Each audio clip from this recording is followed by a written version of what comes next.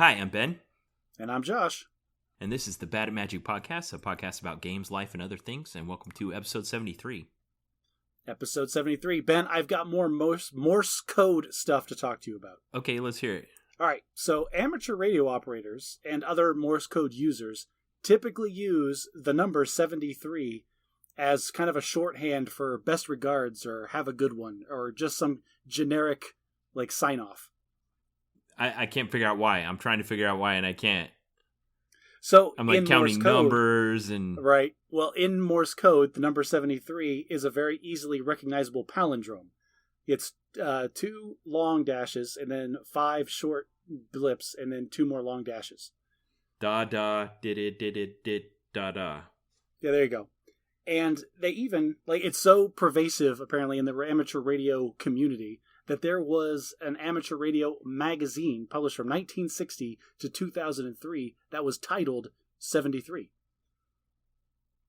Oh, wow. Okay, so this is very well known amongst that community. Yes, so every ham radio operator we have as listeners is going to be well versed in what I'm talking about. Probably better than what I am.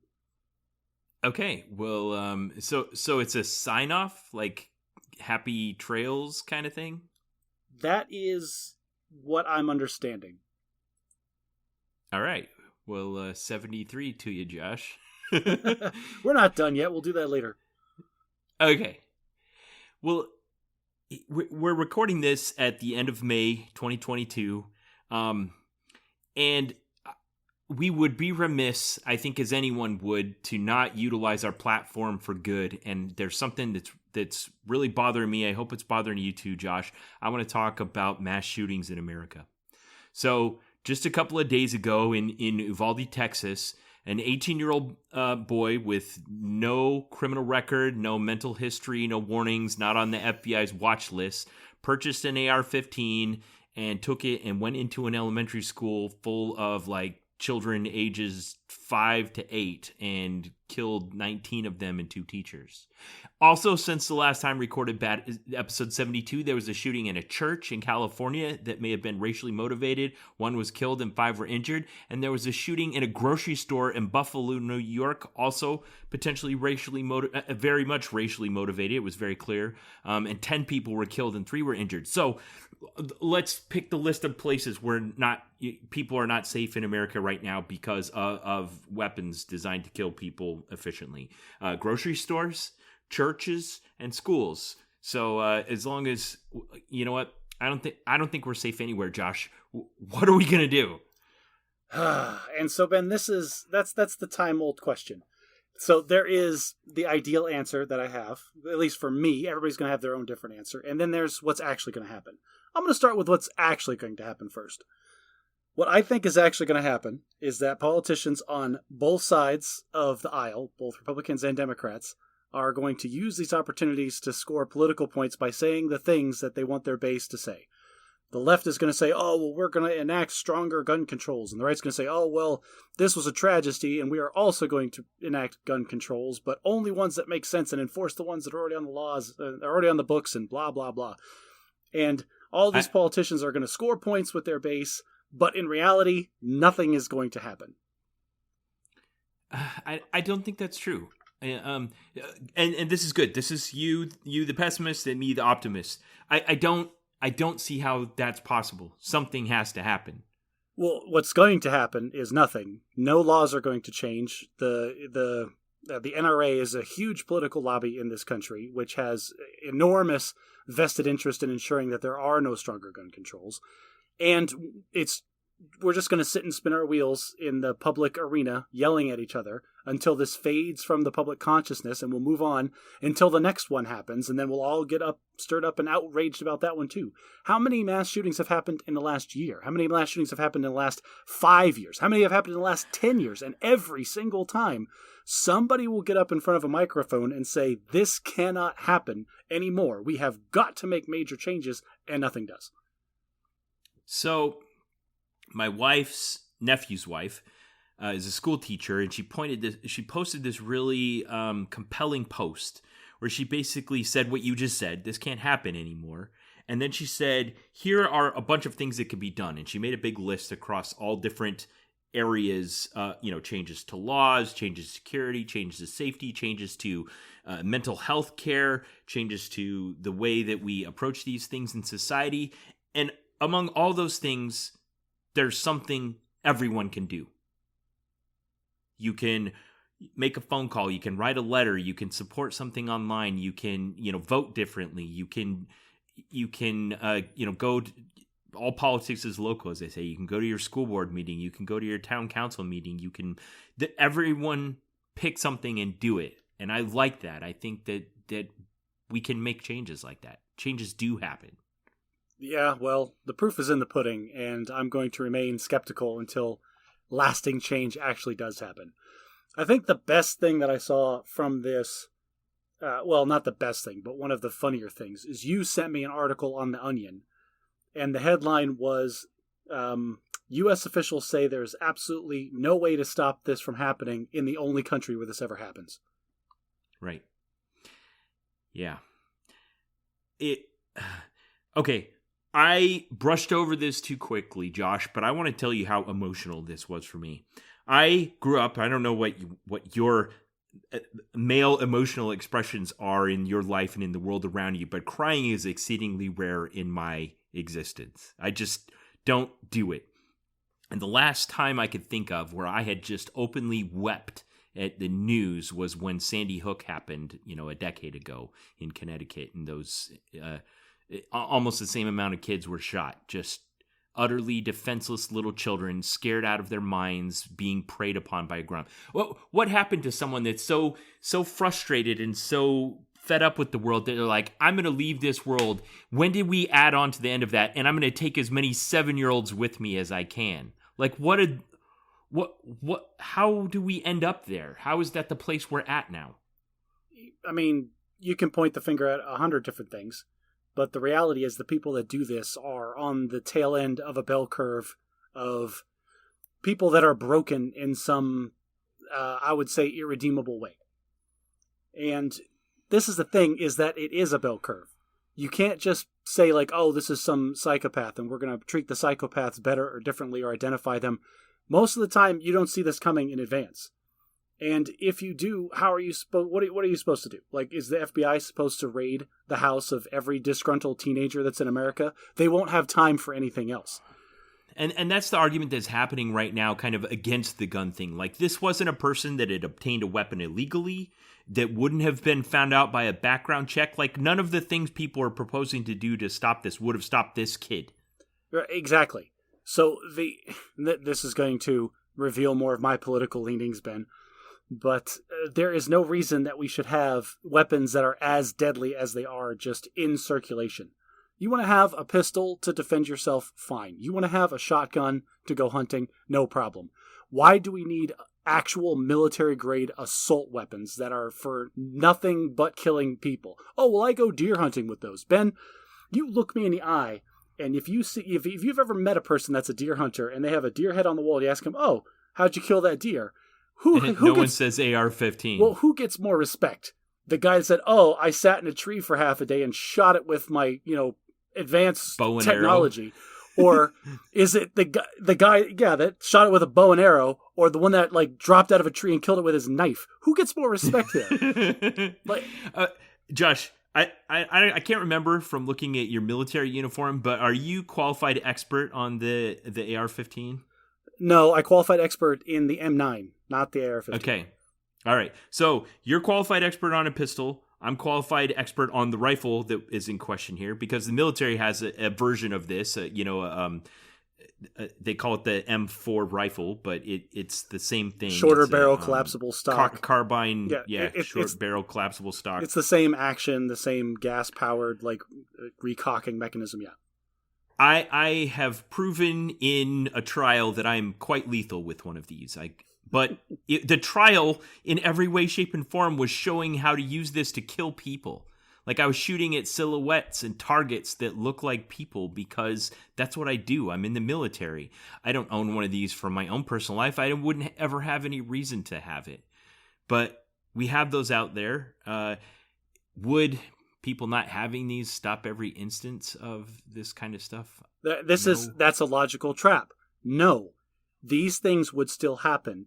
But I don't think it's a logical trap. No, it's a logical trap to think like, oh, well, the gun control is not going to stop these things from happening. You're right. That's definitely not where I was going. All right. Well, that's where it sounded like you were going. And I hate people that say this on TV, like, oh, well, the guns aren't the problem. It's the crazy people. Well, hang on. So I want to go back to what my niece said. Okay. I want these to not happen at all, ever. I don't want any more 7-year-olds to get shot. I don't want any more families to be without their children. I don't want any more teachers to have to cower in fear that some crazy person will come in and just start executing people.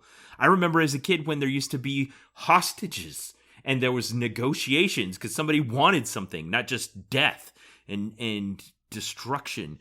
But we can't stop all of this with one panacea, one cure-all. But there are things that we can do to stop some of them, and we need to do all of them. We need to do all the things that we can do that will stop some of this and reduce the overall number, hopefully to 0, so that this never happens again. If one person is stopped because of better mental health care, great, that's one that's stopped. If one is stopped because of lack of access to a lethal weapon, let's stop that person too. If one is stopped because of better security at a school, great, let's do that too. Let's do all the things. Let's do all the things so that no more children are executed by a grown man with a gun. I mean, bold words, but I don't have that kind of agency. You don't have that kind of agency. Individuals in this world don't have that kind of agency.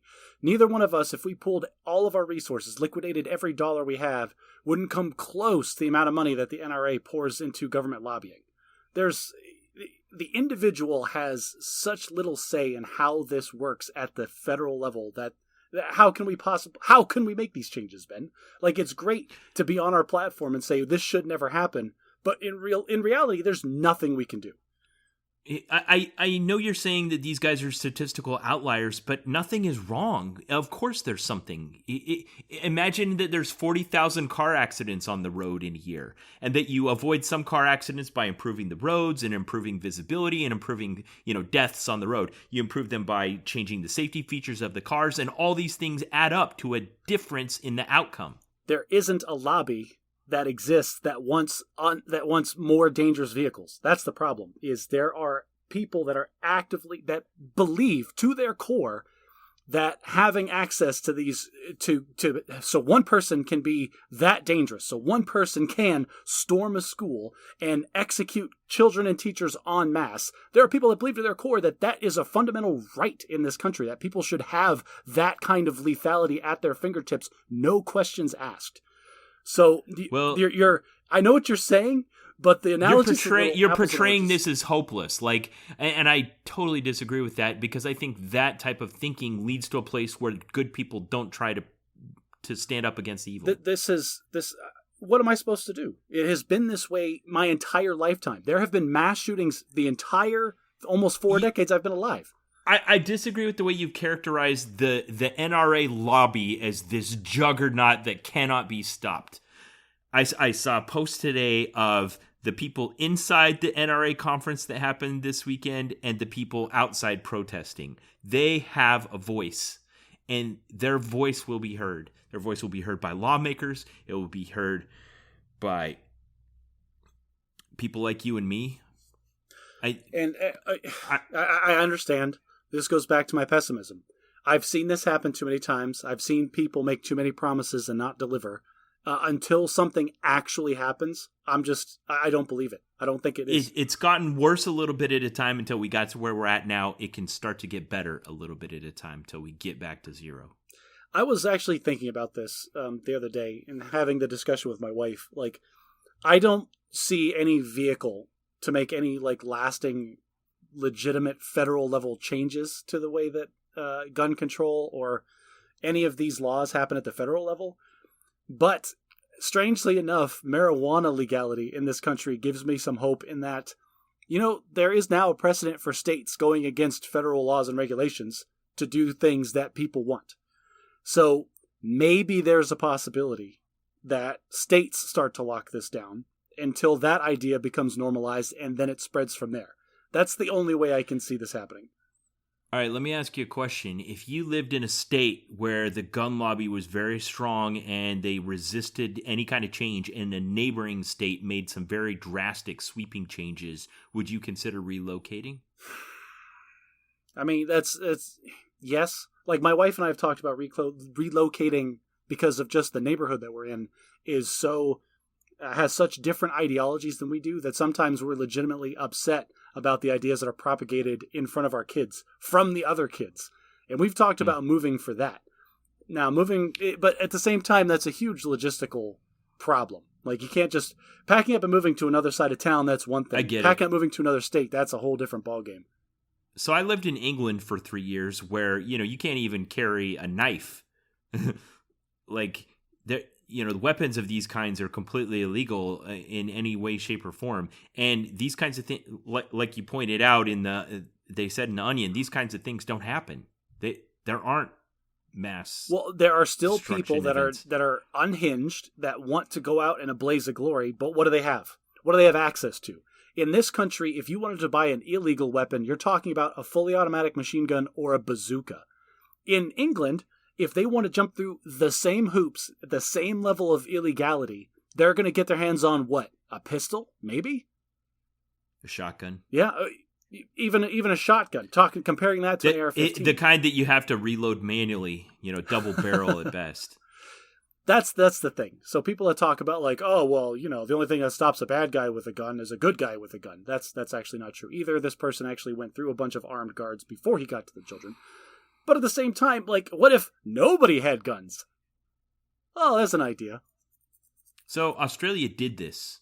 And this is what I'm talking about. Like, you can have broad sweeping changes that will have the desired result. There's lots of little things that could be done. There's big things that could be done. But just because the big things can't happen doesn't mean that we can't see positive changes. So I know what you're talking about with Australia. They went from like open guns, like laws like we do, to no guns whatsoever, but they had to turn them in and they became illegal.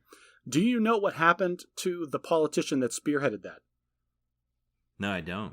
He basically committed political suicide. The person that wrote that legislation and pushed it through and got it passed never got reelected and never had a career in politics ever again. Okay, that changes the subject to something else I want to talk about here.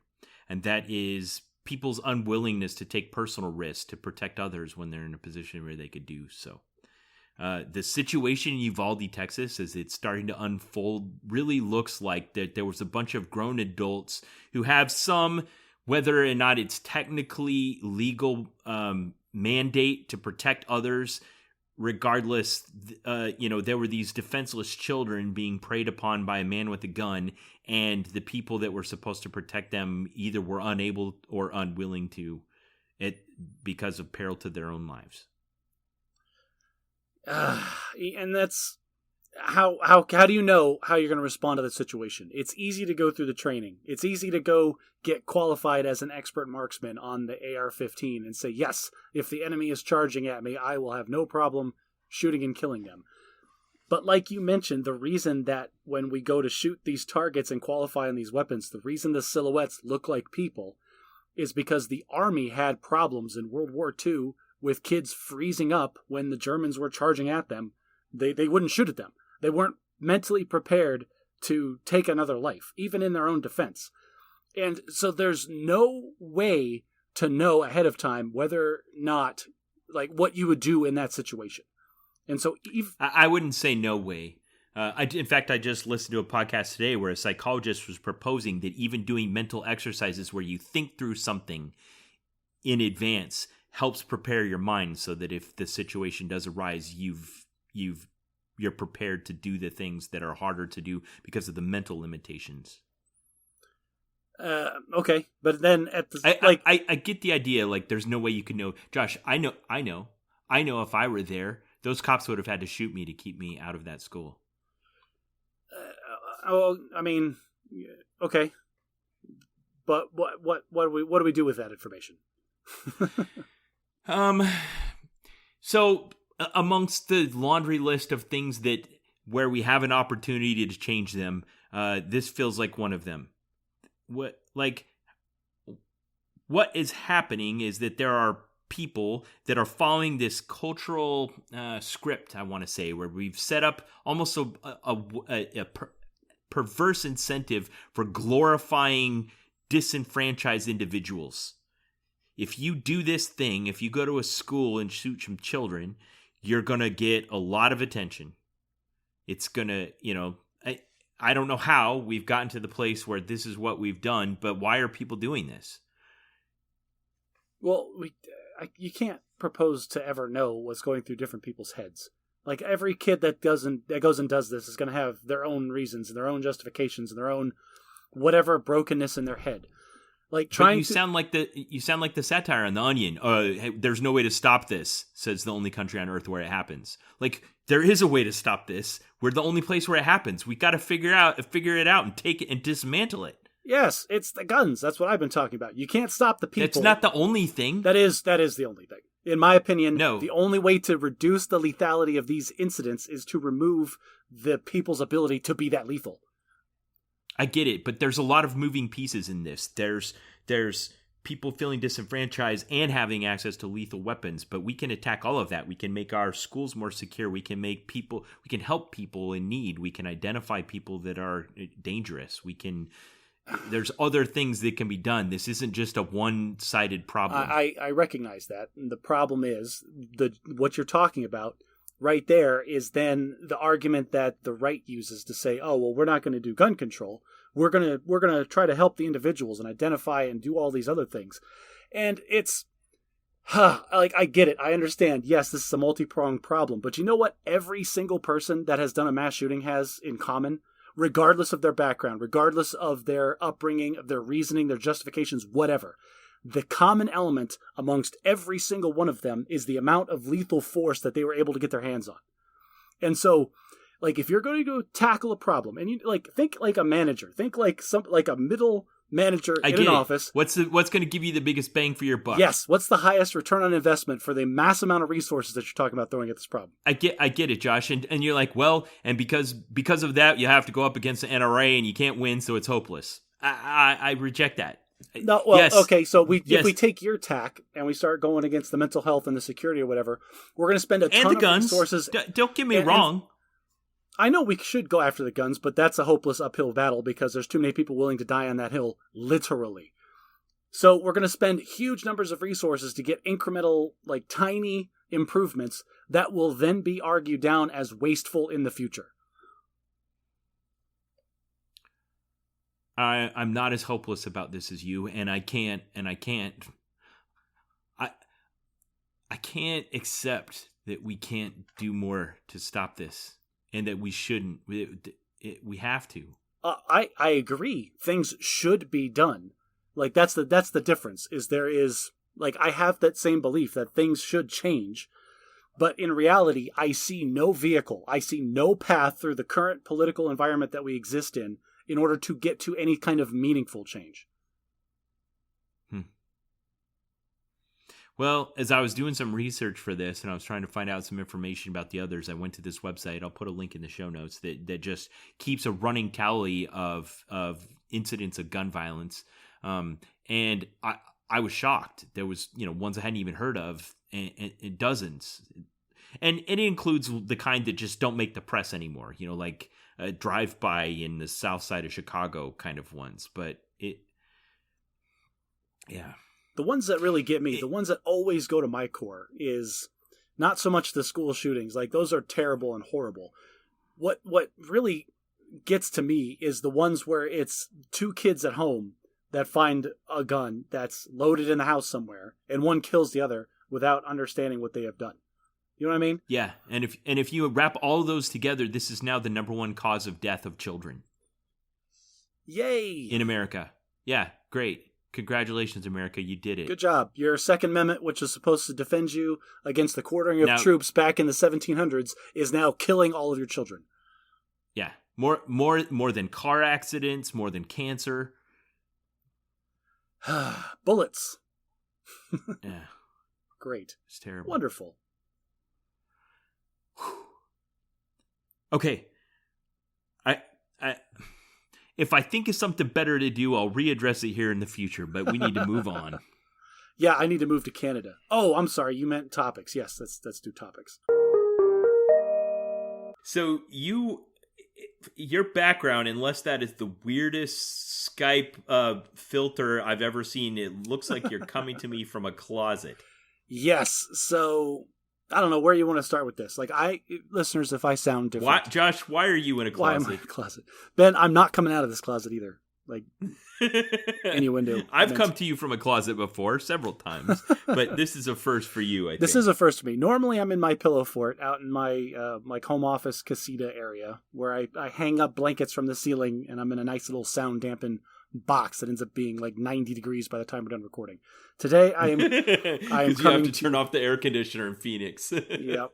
So today I'm coming to you from my master bedroom closet in what is probably the jankiest computer setup I've ever had. I've actually pulled out my sock drawer halfway and set the monitor into my socks. That is holding it up. I love it. Okay, I'm putting a photo in the Facebook album of Josh's monitor in his sock drawer.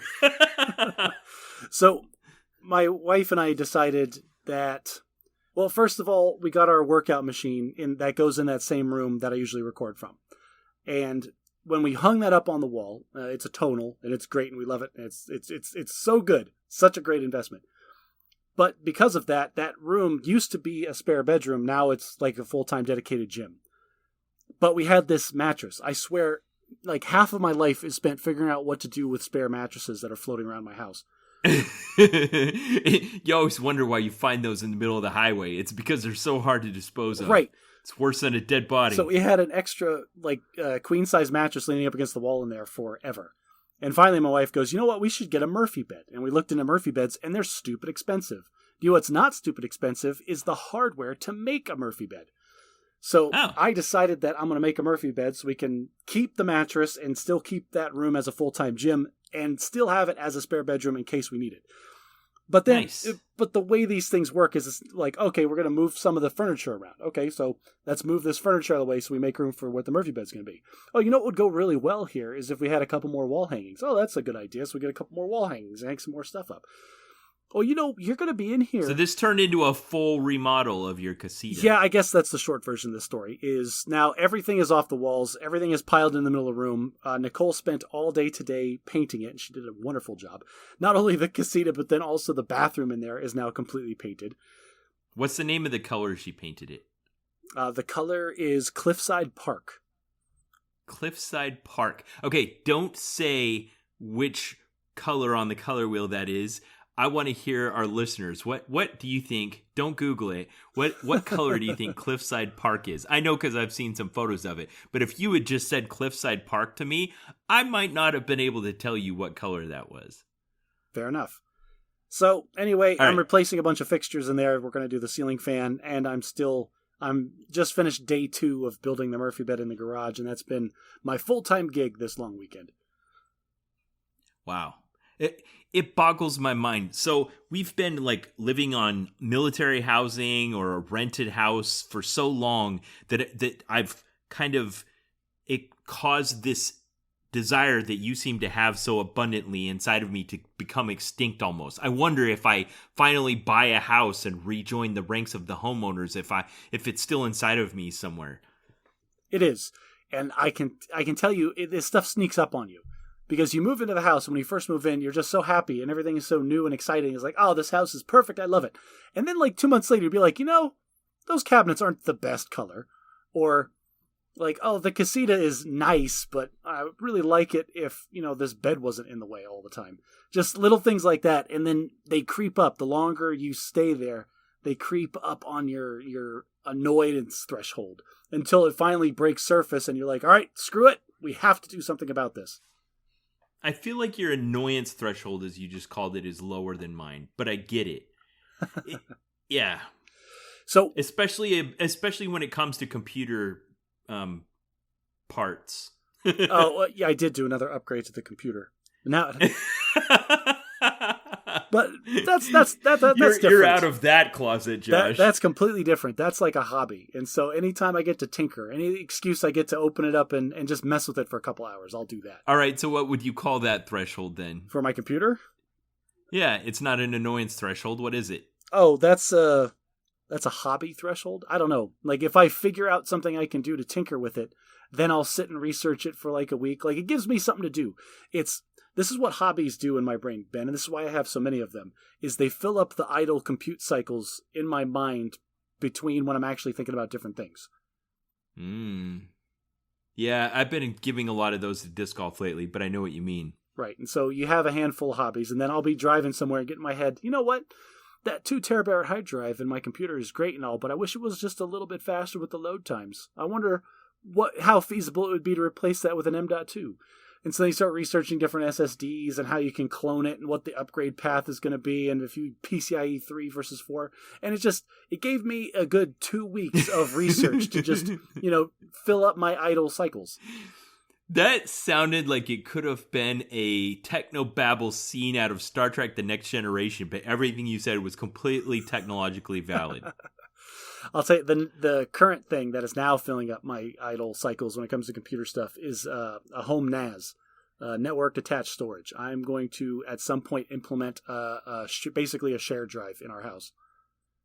So I feel like the success of a home-based network-attached storage is the software that's utilized to take advantage of it. Like if your kid on their iPad could just watch a movie without having to think about the facts that they're using a network-attached storage, then you've won. So, and that's about integration. Yeah, and I'm not planning on doing I think that's called like a Plex server or a multimedia server. I'm not even talking about that. Yeah. I just want to have another place to store every one of our millions of digital photos in case, one of our computers melts down. Okay. Yeah, I get that. Do you also pay for or consume some kind of cloud-based backup solution? I used to when I owned a business, but no longer. I don't know. I don't have enough of that. Photos, honestly, are the only digital records, and maybe tax stuff. That's the only long-term records that I want to make sure that I have multiple copies of in different places. And so I've never broken the threshold of however much free storage you get on Google Drive or whatever. Yeah. Okay, so you do have a cloud-based backup solution. I feel like we need to go back to the beginning of this episode and get some sponsors. Total Home Gym, Google Drive. Sponsor the podcast, all of you. Murphy Beds. Come on, folks. Listeners, if you're hearing my voice and we have mentioned your product, reach out to us. We are more than happy to sell out. All right, Josh. Speaking of selling out, I want to sell out really hard right now. Okay. This weekend marks the release of the film Top Gun Maverick. Oh, dear. A legacy sequel, as they call it, 34 years after the original came back. Was the movie Top Gun at all an influence in your going into the Air Force? Top Gun, no. Top Gun did not influence me into going to the Air Force because at that time I knew that I hated flying. Okay. All right. Because I don't think it's an overstatement to say that this has become such a cultural touchstone, including all of the memes and the clips and all those kinds of things, that the movie Top Gun has kind of earned its place in the pantheon, even if it's not a great film, of just being something that everyone is culturally aware of to some point. I will talk about Top Gun later on in this episode.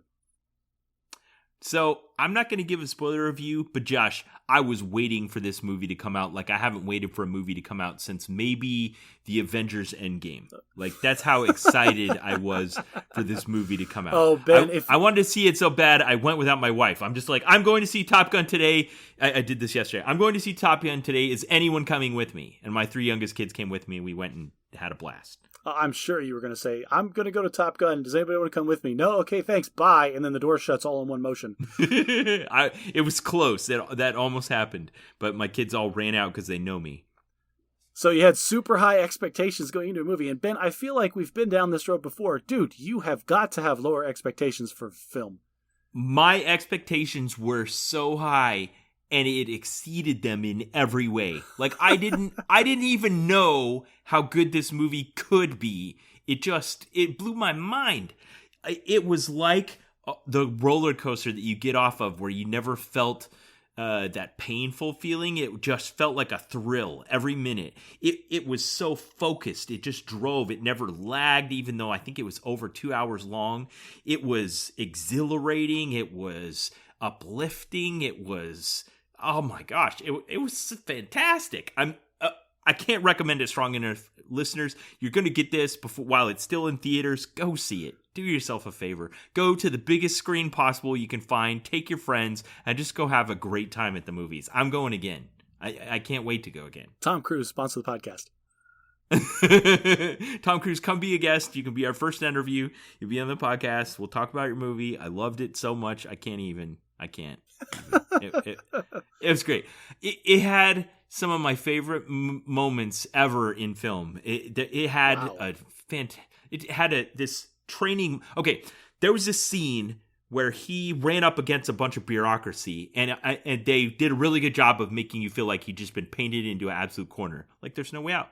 I cannot overcome the bureaucracy. I love the idea in cinema how you think of a fighter pilot as like a rogue and a jock, but you and I both know that a fighter pilot has an absolute army of people behind him. Yes. That are refueling the jet, that are maintaining the jet, that are doing all of the things that have to happen, or that thing is just a $27 million worthless piece of junk. Yeah. Gone are the days of World War II where the pilot would go out with a wrench and work on his own airplane. That doesn't happen. Right. Or you could just run out to the airfield and put some gas in it and take off. Like the amount of support and agreement you need from a whole bunch of other people before you can take a jet really matters. So when the guy in charge says, you're not going anywhere in that jet, maybe in the past you're like, oh, okay, well, I'll just sneak out to the airfield and take one anyway. Like, yeah. Anyway, there's a moment in this movie that's like that, and I was sitting there in my seat in absolute despair, like, oh no, what is he gonna do? And then it happened, and it was so great, and I just wanted to cry. I cheered, I laughed, at one point I was clutching my hat so tightly that my fingers were hurting, and I looked down at my hands. I was shaking. I came out, and I was just like, man, that was great. So, Ben, do you feel like you really resonated, or this movie resonated with you, and you liked it so much because you find yourself tied down by government bureaucracy 24/7? Maybe. That's part of it. There's so many great things about it. It's about the Navy. It's not about the Air Force. But yeah, it's kind of also about just how do you stay relevant when you're old and think the old way and the world is changing around you. It's about making friends. It's about reconciling with the past. It's about letting go. Oh, man, it was so great. I loved it so much. Go see Top Gun Maverick in theaters, people, if I haven't made this point. Okay, that's all I have to say about that. Thanks, Forrest. We appreciate your insight. I'll have to go see this movie. It's time for Bad Logic. Yes. And because it's an odd episode of the Bad Imagine podcast, I believe it's your turn to give us a bias. I was able to salvage your bias is cards, the gift that keeps on giving, you like to say. And so our bias today, Ben, is the placebo effect. Ooh, I think a lot of people are familiar with this idea, but I'm going to read from the card anyway. If you believe you're taking medicine, it can sometimes, quote, work, end quote, even if it's fake. And so this doesn't... I don't think that's written strongly enough. It's really not. Like, this doesn't just apply to actual medicine, though that's where you typically hear it. When they do, like, clinical trials and things, they will tell everybody in the trial that they are getting the medicine, but some people are actually not. They're getting sugar pills. And then that's how they can track, like, the improvements of person X who is getting the medicine against person Y who's getting the placebo. But person Y will swear up and down that they feel better because they think they're taking medicine. Okay, I'd like to point out that this is not called the placebo bias. It's like a lot of our biases are called. This is called the placebo effect. That's a good way to illustrate it. Like, this is a thing that happens that is scientifically, quantifiably demonstratable. Yes, and there's medical studies that show if you give somebody something and you tell them it's going to help them, it actually does, which kind of shows the power of the mind to heal the body. But the placebo effect can be very real. One of my favorite examples of it comes from the movie Dumbo. where Dumbo has those giant ears and he learns to fly, and the mouse tells him that it's the magic feather that lets him fly, and then of course he falls from the tower and loses the feather, and then the mouse has splat, they already hit the ground. No, he has 1 second basically to convince Dumbo that he was in the power of the placebo effect and he actually didn't need the feather at all. For like 1 second, I thought you were going to give like a legit real world example of the placebo effect in like a real context. And I'm sure I could Google some studies, but that didn't feel like the right thing to do. And instead, you gave me a reference to a very horribly racist movie. Thanks, Ben. Good job, buddy. Hey, listen here with your presentism. Dumbo was one of the favorite movies of my youth. We're going to talk about that later. What did you have to say about the placebo effect? I was just going to point out that this doesn't just exist in the field of medicine. This does also exist in the cognitive realm, in the logical realm, whenever you're having discussions or talking to people.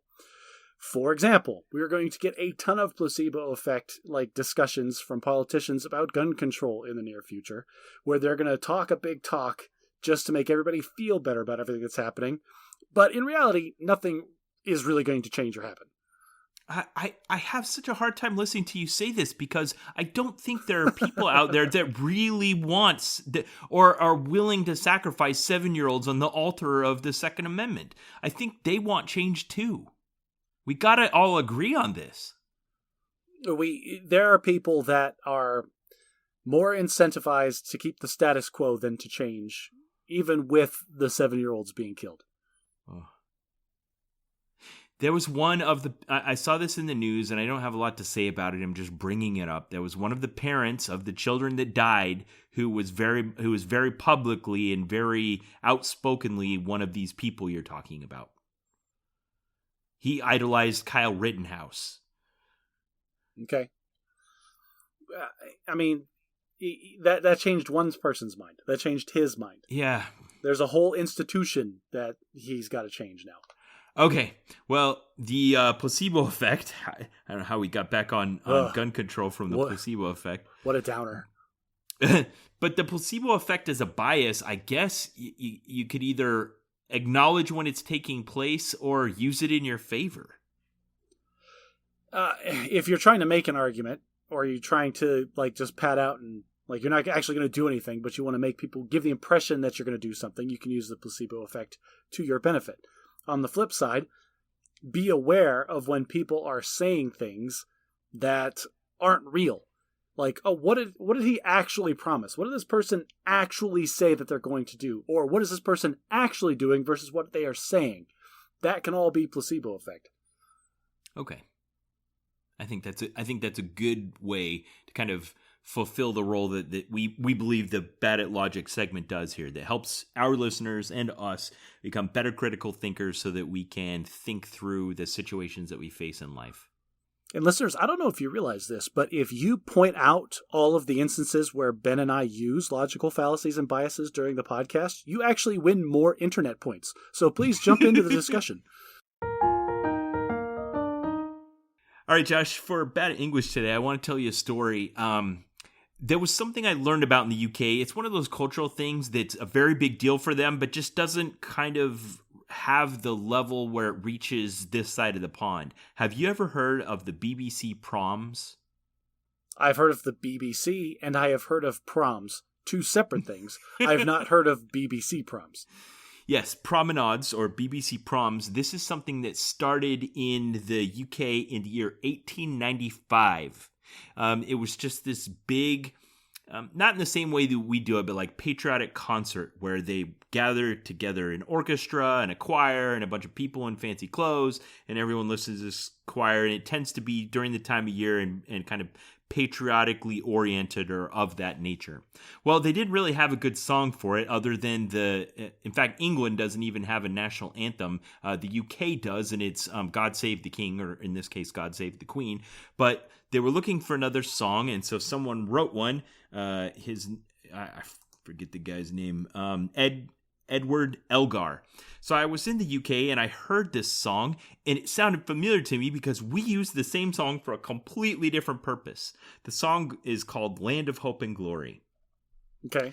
The chorus goes, "Land of hope and glory, mother of the free, how shall we extol thee who are born of thee?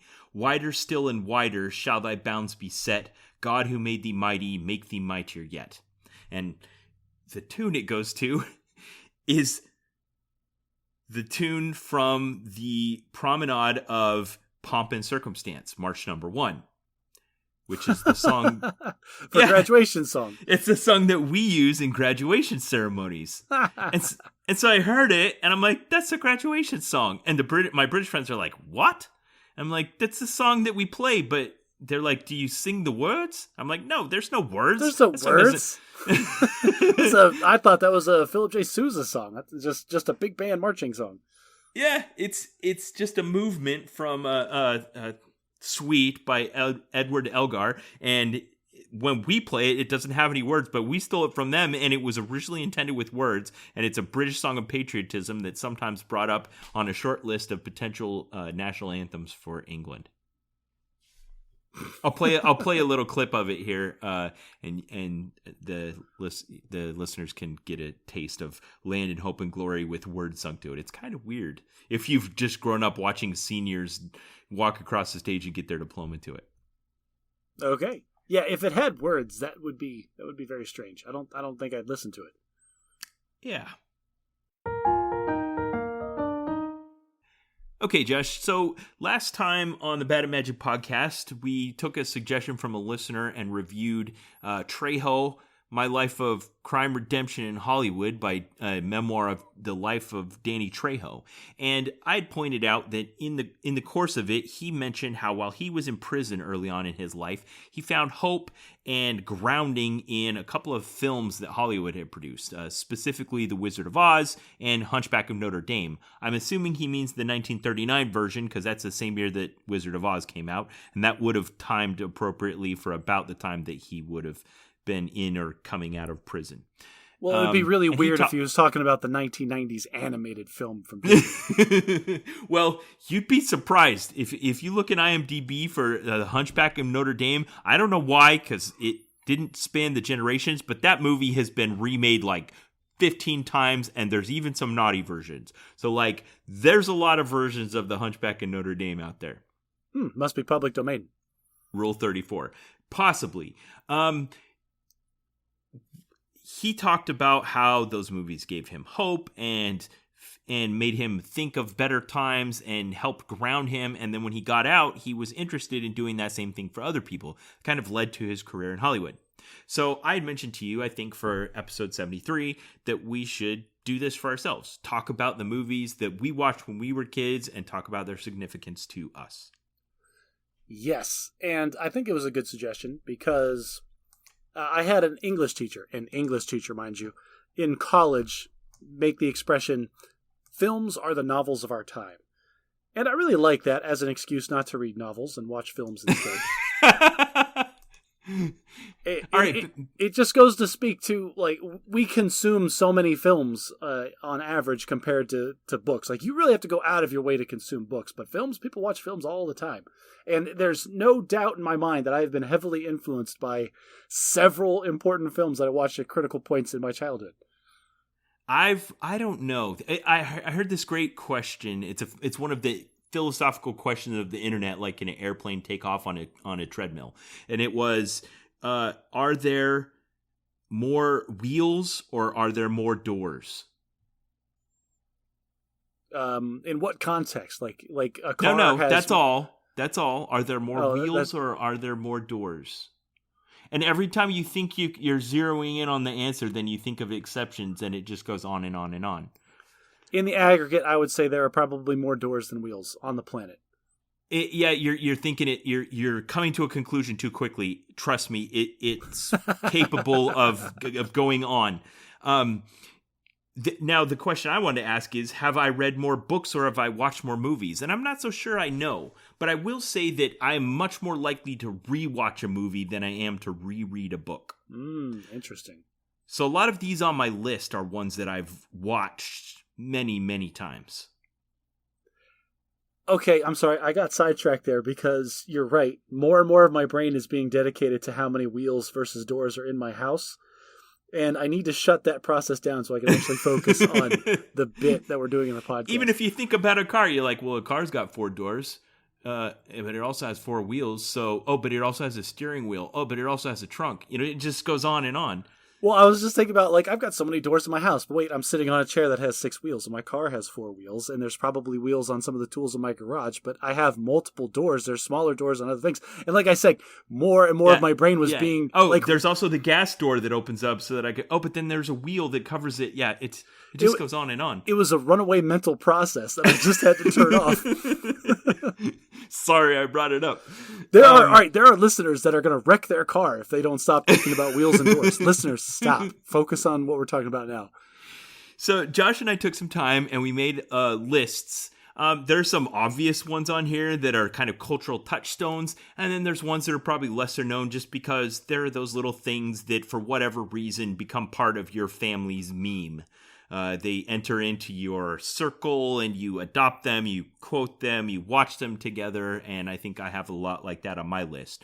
What I've made, I had, my list is almost 100 films. I narrowed it down to about 20 I want to talk about, and about 10 of those I'd like to recommend, and my recommendations are films that are probably lesser known, and I'd like to appeal to the audience and maybe check them out.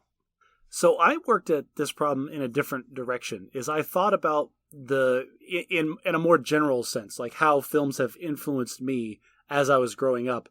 And there's a handful of specific things that happened, or like developmental phases of my childhood or my life or whatever. And I found a handful of films that directly influenced that stage of development in me. Ooh, I like it. Okay, so do you want to do chronologically, and we'll kind of start from the oldest ones, the earliest we can remember? Ooh, that won't work for me because I can't, like, chronological. It's all just in the before times. Like, I don't know. I watched these movies so many times back in the day. Well, then let's do our usual kind of ping pong approach. So you start. Okay. All right. So I'm going to start kind of light, and I'm going to talk about a movie that really solidified my love for sci-fi when I was a younger boy. Okay? So my parents, well, not my parents, my grandparents actually lived in a very small town in northern Arizona that didn't have a lot going on for it. And so if we weren't out playing in the actual desert, we were inside, doing things that kids do. But these are my grandparents, so they didn't have any toys, they didn't have any consumer electronics, they were my grandparents. But there was this one little, like, one-room video store that they had, and they would always take us there anytime we stayed for the weekend and let us pick out a movie. And I remember finding only one VHS that I liked out of that whole place.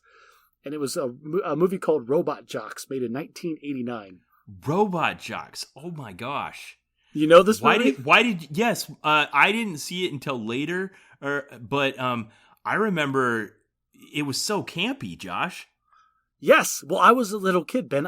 All of the U.S. versus USSR Cold War stuff flew right over my head. And the only thing I was watching it for was like 200-foot robots punching each other in the face. And I could not get enough of it.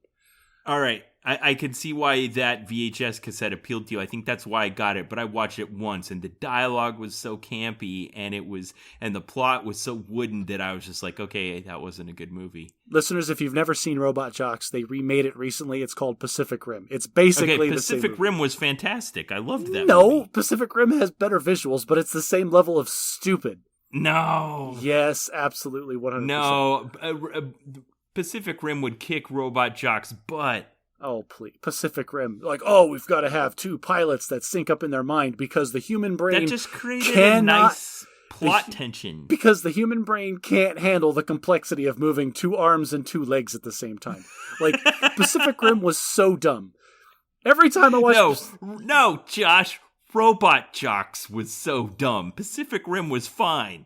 Robot Jox made no, attempt to be more than it was. Robot Jox was 100% new what it was doing. I will give you that. Yes. If you came because you wanted to see 100-foot robots punching 100-foot robots, you got what you signed up for. I watched a clip on YouTube before we recorded today, and Ben, the special effects are so really cringe. Bad. Oh, yeah, but I still recommend it. It's a great movie. Was it like guys in plastic suits? Was it claymation? Was it bad CG? What was it? So the actual robots fighting was bad stop-motion animation. And they have, like, this is the part that threw me, because the stop motion animation, you can't disguise that. It is what it is. It always looks a little choppy, a little grainy. But they had people in bleachers that were watching these robots fight, and they would show scenes where they would, like, stand up and cheer with their arms waving with the robots in the background. And the rotoscoping, like, you can see giant outlines of every single person, like, where they had, somebody went in and had to cut out, like, the frames with, like, scissors to, like, stitch those two shots together. Wow. It was so bad. Okay, but young Josh didn't mind. You got no. Those were like peak special and visual effects back in the day, and from that day forward, like my imagination just went wild with the sci-fi nonsense. Like, oh, these cool giant robots. That's so amazing. Okay, so you said that came out in 1989. Yes, it did. Okay, so I'm about 7 years older than you, so I want to give one that filled the same role for me, and that was Tron. It came out 7 years before Robot Jox, and it was set in, like, it took humans and digitized them and sent them into the computer world and turned their existence into a video game. I did watch the original Tron when I was a kid. That I saw that was on your list, so I didn't bring that one up specifically. But yes, how cool is Tron? Now, that said, Tron is so cool. Also so campy. Like, yes. Tron is also ridiculous. The dialogue is deplorable. The special effects are laughable at best. Greetings, program. Oh, man. That just gave me a thrill of nostalgia. Maybe there's a line from Robot Jox like it, but I don't know what it was. I watched Tron so many times. It drags in places. It doesn't stand up really well, but man, it did some pioneering things it had such visual flair, inspired spin-off video games. It shaped the sci-fi world. It was amazing. It was a cool movie. I will not deny that, but it's like watching it as an adult, it doesn't hold up. I can still watch it. Okay, so what's next on your list? Oh, okay. So next is a movie that came out while I was in high school. And this movie kind of messed me up a little bit. All right, so when I was in high school, I was one of the nerd kids. Like, I was in the AP classes, and I had the same handful of friends. And, like, I played sports and things, but I never really hung out with the sports people. I always hung out with the nerds.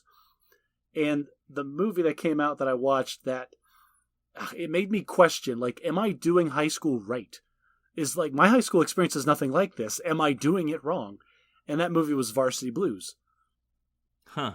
You ever see that movie? You played on, like, the football team in high school and stuff like that. I did, If I saw it, it was only once and I forgot, so refresh my memory. It was Jason Vanderbeek, the Beak. And he was the backup quarterback on the high school varsity football team in Texas, where football was everything. But then the first string quarterback hurt himself, and then he gets skyrocketed in popularity. But he's kind of anti-authority and goes against the coach's wishes, and like it turns into this big battle between the coach just wants to win in recognition at the cost of the kid's health, but he doesn't care, and he just wants to do what's best for like him and his friends. And they have all these great high school adventures. Their health class teacher, who was a very good-looking woman, ended up being a stripper that they saw at the strip club.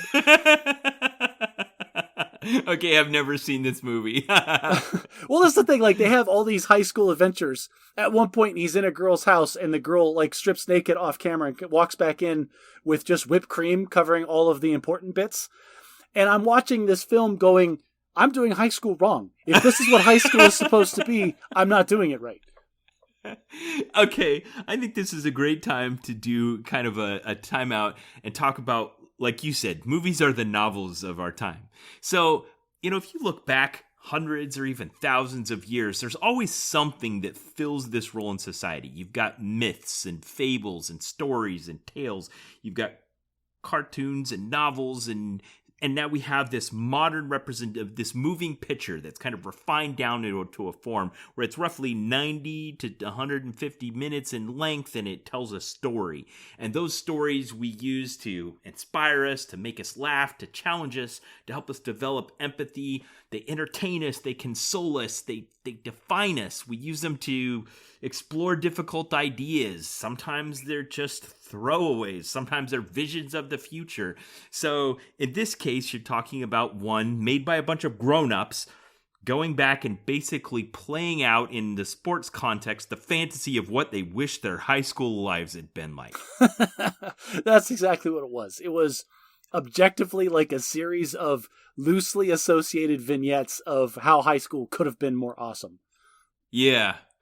We got this hero that is sticking it to the man. He's doing things his own way, and even though he wasn't the coach's choice, he ends up saving the day and getting the girl, and all these cathartic things that a high school boy would watch and think, wow, that's really great. And Billy Bob cried because he's a bit of a crier. Like, I can still quote most of that movie. I've seen it so many times. Yeah, so this wasn't on my list, but I think the one that kind of filled that same role for me was Remember the Titans with Denzel Washington. Oh, all your movies are going to be way more wholesome than mine, aren't they? Yeah, there was definitely no one wearing whipped cream on their birthday suit. Whipped cream bikini is what it was called, referenced in the film, and like set the precedent. Oh man. Okay. So probably one that fills that role for me was Clueless. That came out my senior year of high school, and it provided my first celebrity crush. I mean, yeah, I saw girls that I thought were cute in movies before, but Alicia Silverstone was I absolutely crushed on her, like in the hardest way. Now, correct me if I'm wrong, but you have a signed headshot of Alicia Silverstone, don't you? Yeah, you had to bring that up. Didn't you marry somebody named Alicia? Like, this is a serious problem you might have, buddy. Well, the film itself was, accomplished, but it had a great cast. Paul Rudd, I think, looks the same today as he did when he filmed Clueless, 25 years ago. But it was a dramatization of the timeless story of Emma by Jane Austen, and set in modern Beverly Hills. So it was this amalgamation of lots of interesting things. What are rich people's life like? What's it like in Beverly Hills? And this kind of timeless story that our protagonist goes through. Brittany Murphy's character was fantastic, and the father was great. And it's just a great story. I love it. I still love it today. I watch it with my kids and just enjoy that movie like I did back in 1995. Clueless is a good movie. People, if you haven't seen Clueless, go watch it. All right, what else you got? Okay, so now I've got a couple of movies I want to bring up as... So when I was growing up, our household was very... at least from my perspective, and this, I'm not trying to dig on my parents. They are listeners. Mom, Dad, you guys did great. No, nothing bad is being implied by what I'm going to say. But I felt like it was very macho. Like the men were supposed to be real men. Like, crying is only appropriate at funerals and the Grand Canyon, and that's it. And so, and we watched a lot of really hardcore action-y guy movies that just really reinforced, this kind of thing. And so the first one, I'm going to cheat a little bit. I'm going to say the entire Die Hard trilogy. The first three, I'm not counting anyone's after that, but like Bruce Willis, Die Hard 1, Die Hard 2, and Die Hard with a Vengeance. Like, those, just set the bar and the precedent. Like, this is what a man is supposed to be. And it was just Bruce Willis, this off-duty cop, just kicking butt left and right. And that was it. Like, it was just glorious. He was the wrench in the machine. If he wasn't there, the bad guys would have got away with it.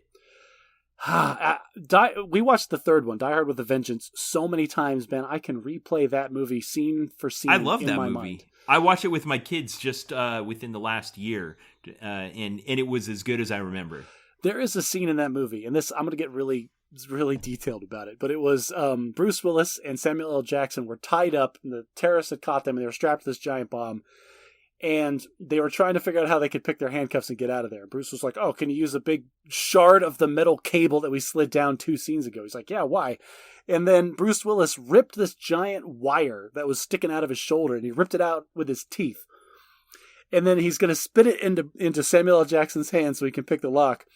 And with his teeth together, he goes, "Don't drop this mother effer."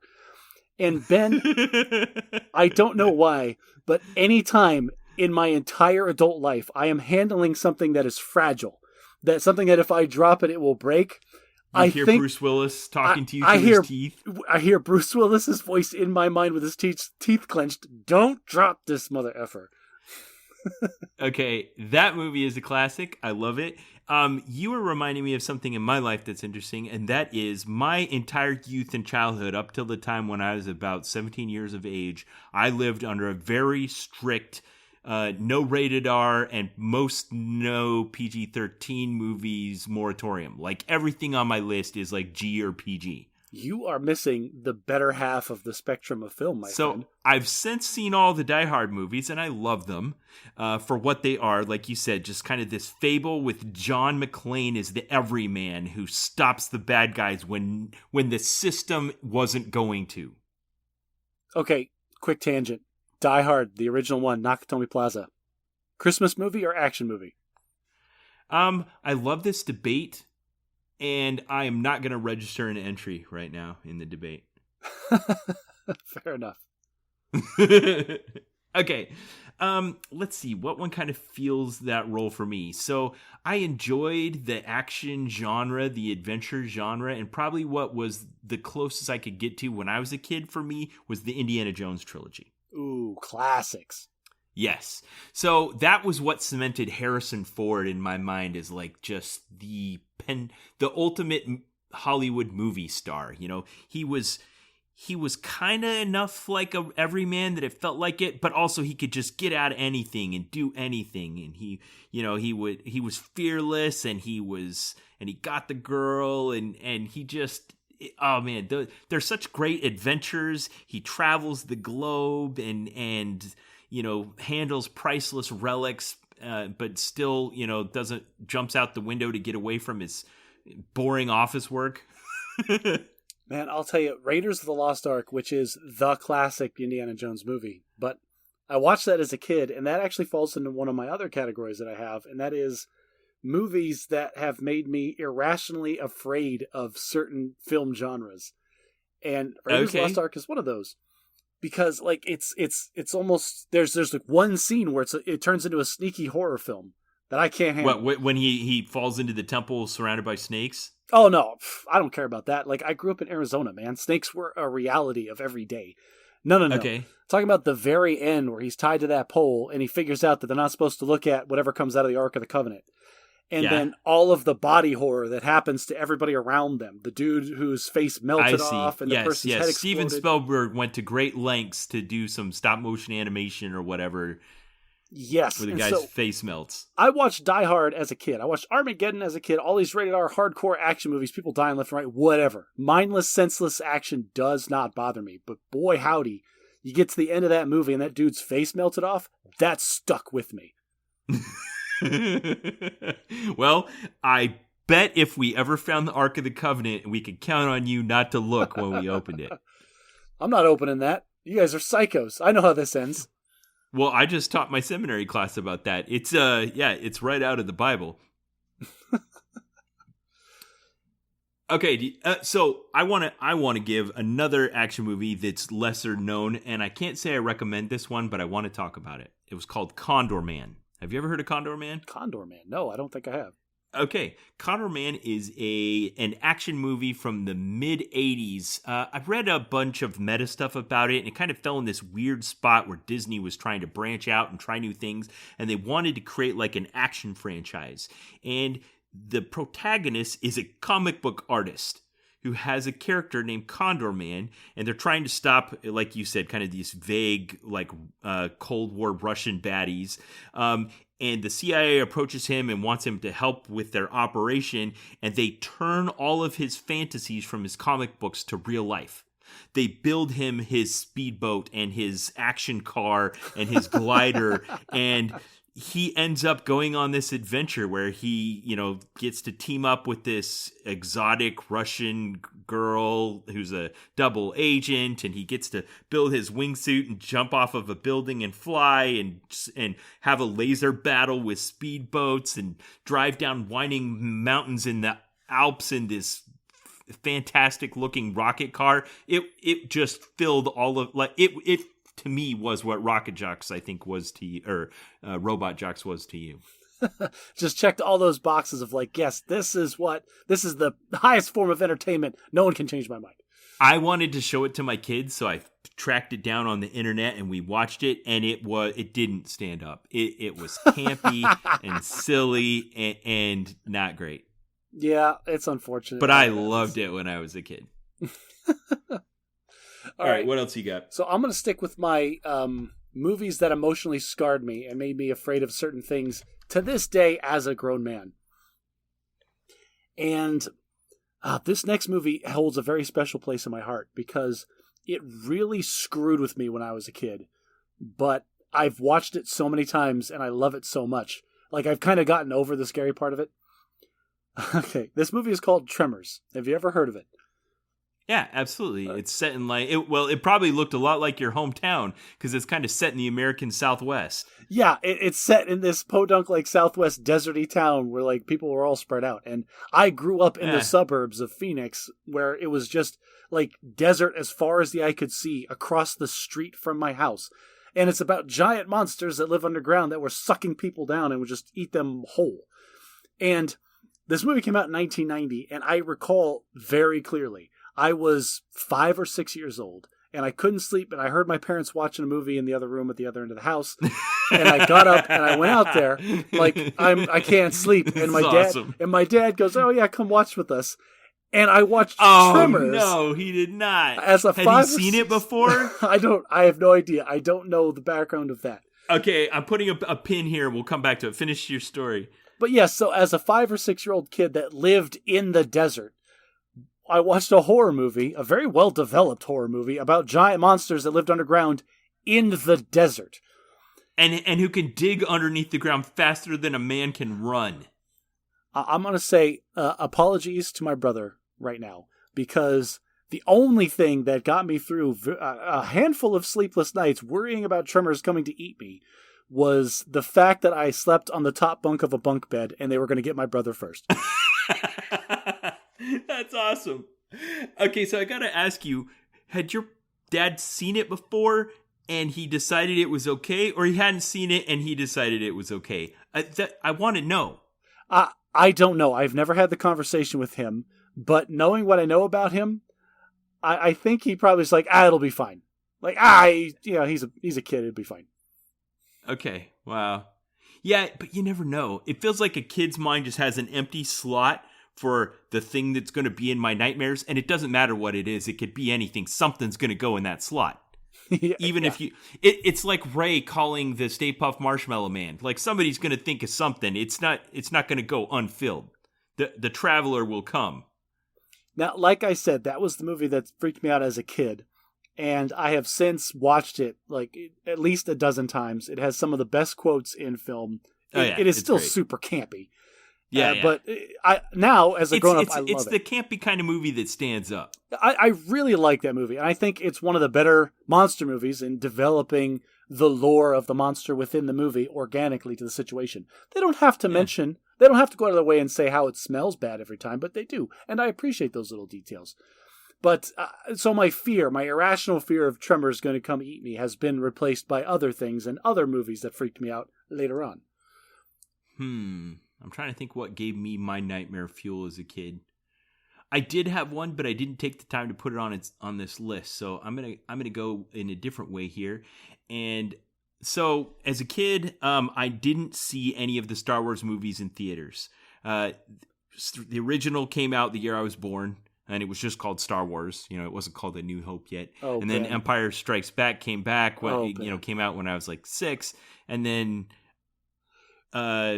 Return of the Jedi came out. I didn't get to see that in theaters. But once they were all out, we got them on video cassette. And I wore those cassettes out.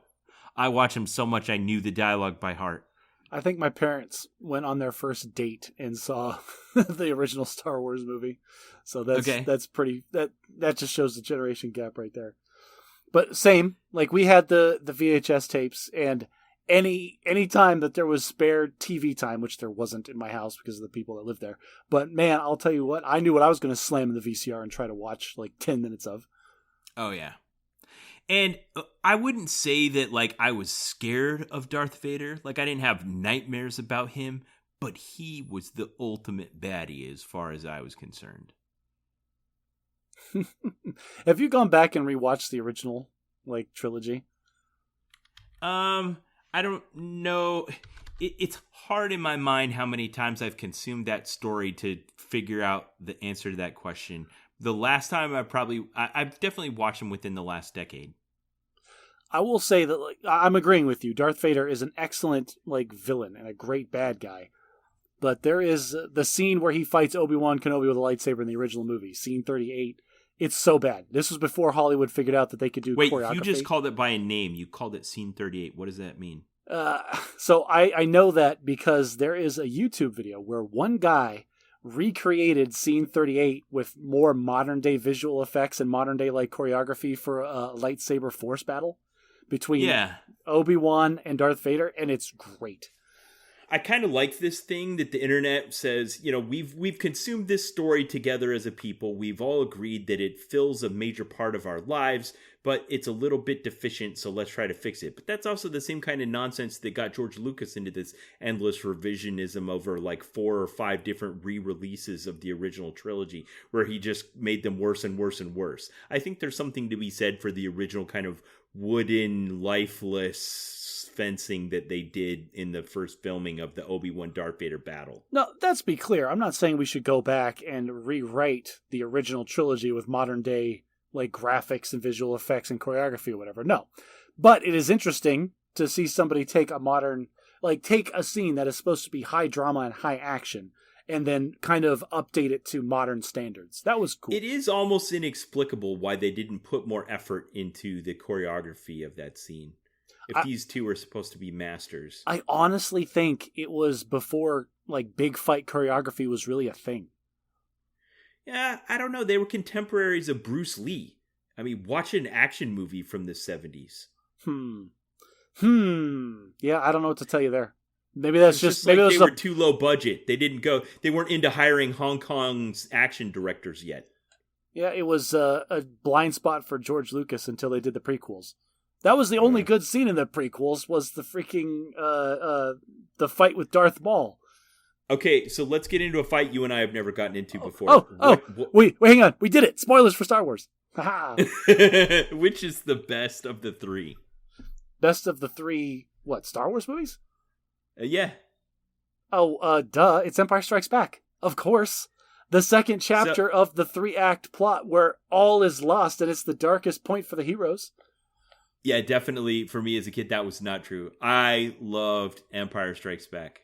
I mean, Return of the Jedi. It was just everything to me. It was the happy ending. It was the Ewoks. It was the resolution of the romance story. It was the culmination of Luke's training. It was fantastic. I loved Return of the Jedi.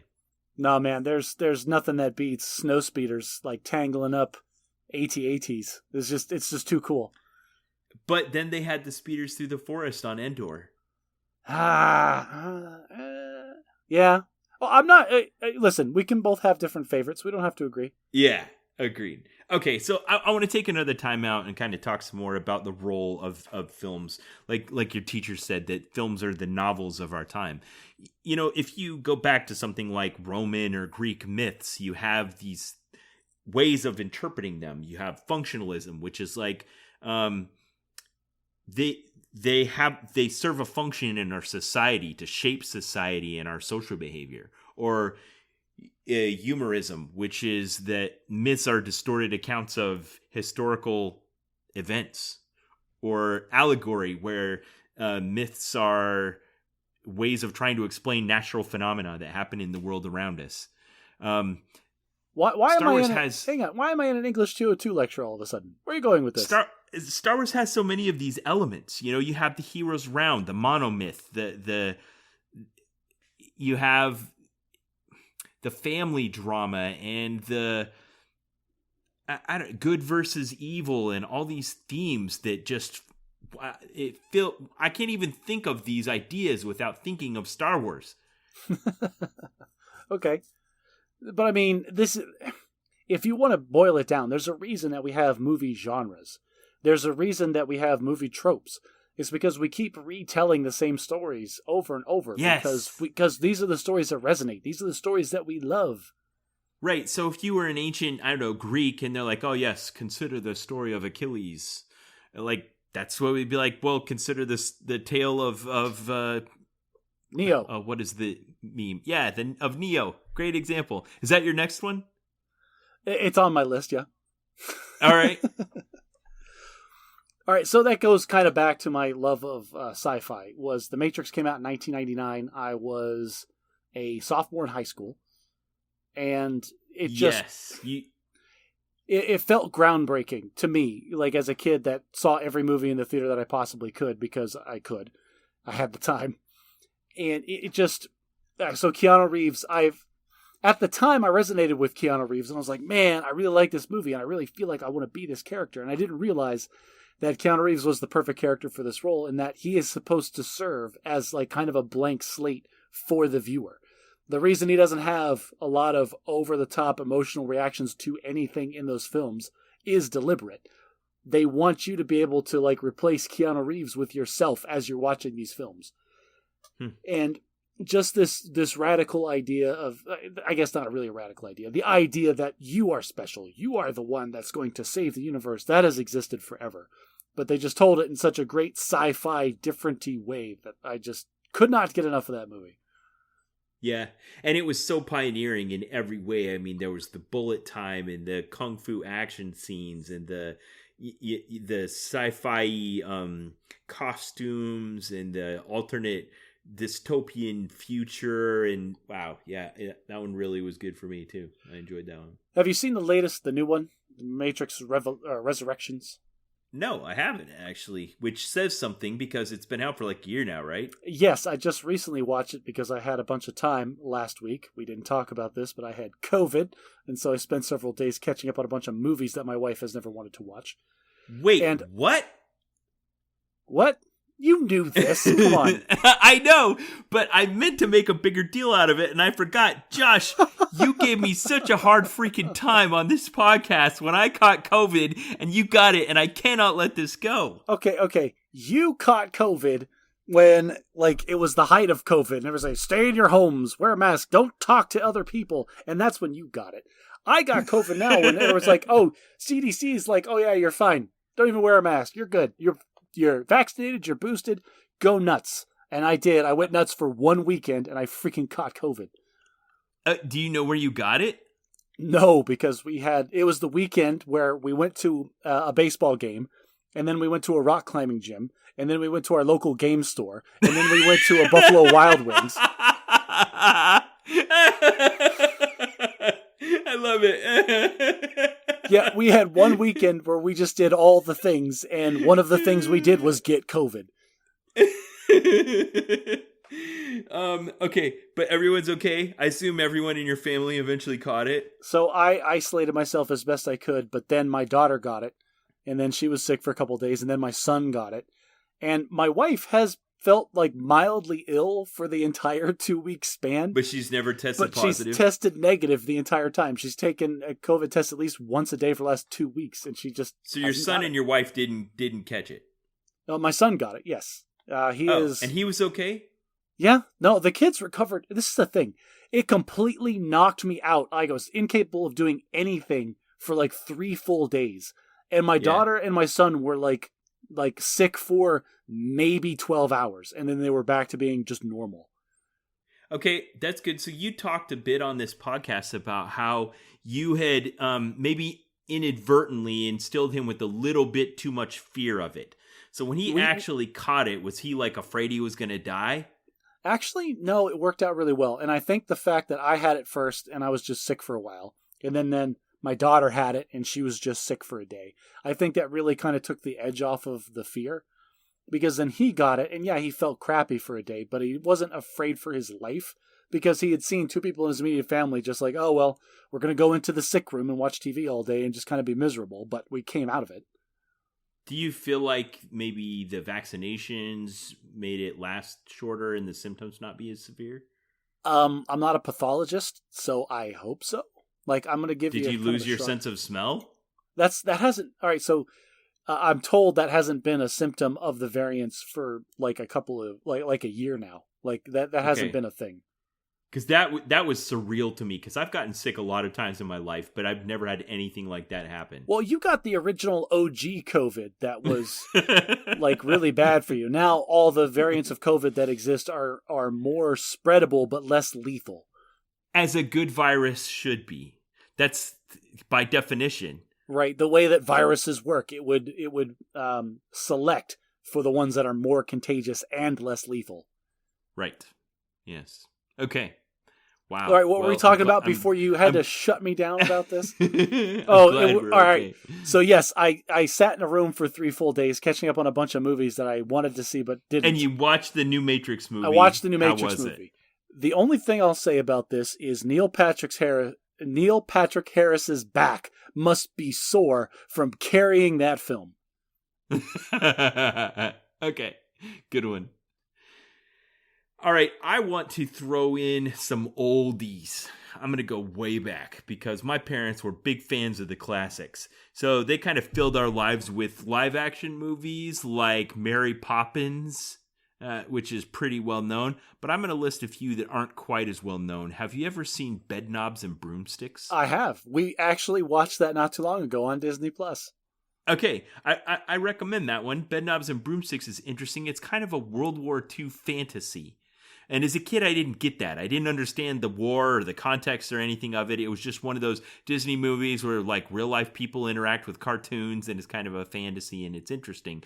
But at its heart, Angela Lansbury plays a woman who's studying witchcraft and uses it to defeat the Nazis. Who, let's be clear, is studying witchcraft by mail because like that's what she did back then. From a fly-by-night con man who's sending her pages out of a book and he thinks it's all a sham. Who was Mr. Banks in the Mary Poppins, the original. Yes. I can't remember that actor's name, but I watched that one a lot as a kid, Bedknobs and Broomsticks. As a kid, I can only ever remember that last scene where all the armor came to life and was fighting the bad guys. And that's all I remember of it. Watching it as an adult... Oh, come on. You had to have remembered the soccer game. Okay, where there's yes, just this insane, off-the-hook, like violent soccer game between the animals of the elephant and the alligator and the hyena and oh my gosh, it was hilarious. I think there was a lot of borrowed animation from the Robin Hood animated movie in that one, in that scene specifically. And the Jungle Book. Yes. Yeah. Anyway, that one's a classic. I enjoyed that one, Bedknobs and Broomsticks. Okay. All right, I've got a couple movies that I want to bring up. This is going to be a little taboo, a little risque, and I hope you're okay going there with me. Sure. So there was a couple of films that I saw when I was a very young man that stirred feelings in me that I didn't know what these feelings were at the time.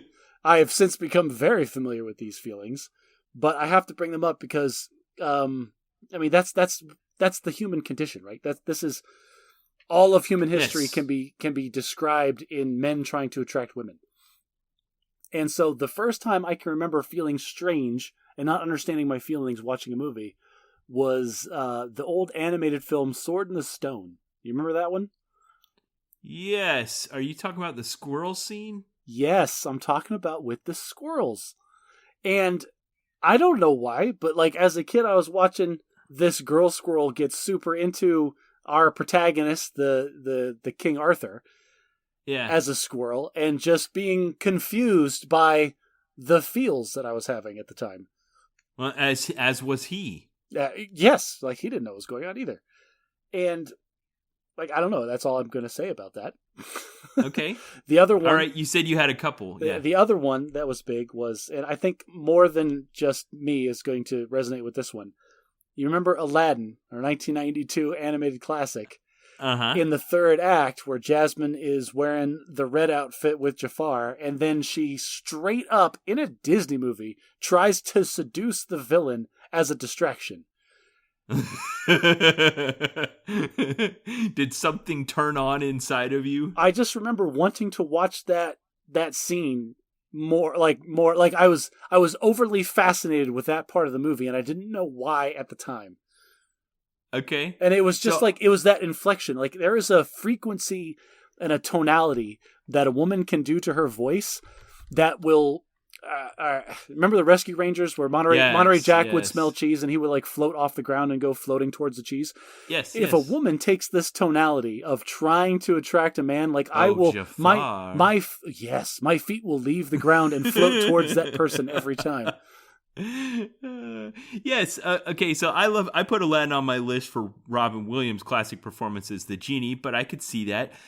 Just before that, in the Disney Renaissance of the late 80s, early 90s, the movie The Little Mermaid fell at a critical point for me, where there was the scene where all she needed to happen was a kiss. And to me, that was the extent of sexuality when I was 12. But there's the scene in the lagoon where the music is happening and it's Kiss the Girl. And I remember this was like when the fire first started to light for me. And I was like, wow, if I took a girl with me to go watch this movie, maybe she'd kiss me. And I really thought that was exciting. So that was... I'd like to point out that the seashells probably helped too. The prince found a mute girl on the beach who had just turned 17, by the way. And like this whole movie, we're rooting for the prince to marry an underage girl. Like it's weird. You go back and like some of the details don't hold up very well. Yeah. In fact, let's stay on this for a minute because I enjoy that the internet has done this where they're using modern wokeness to reimagine fairy tales of the past. Yeah. And there's a like 2-panel comic where Prince Charming happens across Snow White in the woods and she's sleeping and he goes to kiss her. And then he goes, no, that wouldn't be consensual. And he leaves her and then it shows her as like a rotting corpse. That's the right thing to do. Kids, if you see a sleeping woman in the middle of the forest, don't harass them. Don't assault them. Right. No sexual assault. No, please. not at all. You can check on them to see if they're okay. That's fine. You know what? I will stick on the Little Mermaid for a second because this was actually an important movie in my life for the stupidest reason. And do you remember a technology called Laserdisc? Yes, I've used it. Before DVDs and before Blu-rays, there was a technology called Laserdisc where they were the size, like they were enormous. They were the size of a record. Yeah, actual vinyl records, and they were made of glass, so they were easily scratched, really heavy and very fragile. And my dad thought this was going to be not very data efficient. Like not at all. To watch a long movie, you had to like turn it over and have 2 of them. The Little Mermaid, there was a side A and a side B for the Little Mermaid on our Laserdisc. And this is the thing, my dad went all in. He's like, Laserdisc, this is going to be the thing. And he bought a Laserdisc player, which was enormous, twice the size of our VCR. I can only cringe at what it must have cost. And the only Laserdisc that we owned was the Little Mermaid. Only one? The only one. Never bought another one. What? I don't know why. Like I wasn't. That's insane. I wasn't the financial decision maker. Did you rent them sometimes? I don't think so. I think that was the only Laserdisc we ever used or had. Wow. Right? That blows my mind. Tim, you got some splaining to do. I want to hear the Laserdisc story next time I see you. We also had a big screen projection TV. Ben, oh man, that screen was so small and so thick. Okay, and did it have those like ridges on it? Like if you scratch it, it would make that zippy sound? Yes, it had those. It had wood siding. Like, all right, this TV was so big that my dad had the genius idea that they cut a hole in the wall that went into the master bedroom closet and sunk the TV, like not even the whole TV, just the projection part. Your dad was living in the year 2010. Yes. He had a flat panel screen on the wall before that was a thing. Oh, no, he cut a hole in the wall and sunk the TV until the point where it stuck out into the next room, and it still stuck out from the wall a full 18 inches. 18 inches isn't so bad. Oh, man, it was so old school and great. So I was the oldest of 6 kids, and it was me and then 4 sisters and my brother. So sometimes, like you'd mentioned the conflict of monopolizing the TV. Sometimes it had to be a compromise. So some of the best movies in my house growing up were the ones that I liked as a boy because it was an adventure, but the girls liked for the girl reasons. Okay. And it was kind of gendery that way. And one that kind of hit the sweet spot was Disney's Cinderella. Came out in 1950. to me, the wicked stepmother was not the antagonist of that film. To me, it was Lucifer the cat. I mean, he was named after Satan. Oh yeah, everybody hates that stupid cat. I still hate cats because of Lucifer the cat. But it had the adorable mice and their adventure, and it had Cinderella and her just desire to be something more than what it looked like she was going to be. And of all the Disney cartoons, I think I remember that one the most fondly. I played Prince Charming in a rendition of Cinderella in my middle school plays. Yeah. The carefree prince with a foot fetish. Is that how you played it? What were you going for? It was middle school, so I barely remember. It was called Cinderella Wore Combat Boots, and I was cast because I was tall, I think is why I got that part. The story of Cinderella is an interesting one in that if you study the fable, it kind of transcends societies. Just this idea that kind of the relationship to the feet and the family relationships and the fantasy of breaking out of the class structure and a lot of different things. I think its origin comes from China. And they have a lot of culture surrounding the size of women's feet. Yes. I had a high school English teacher who spent a whole month talking about the weirdness of the size of feet in Chinese culture because we watched and read the book The Good Earth. Yes, I just read that recently.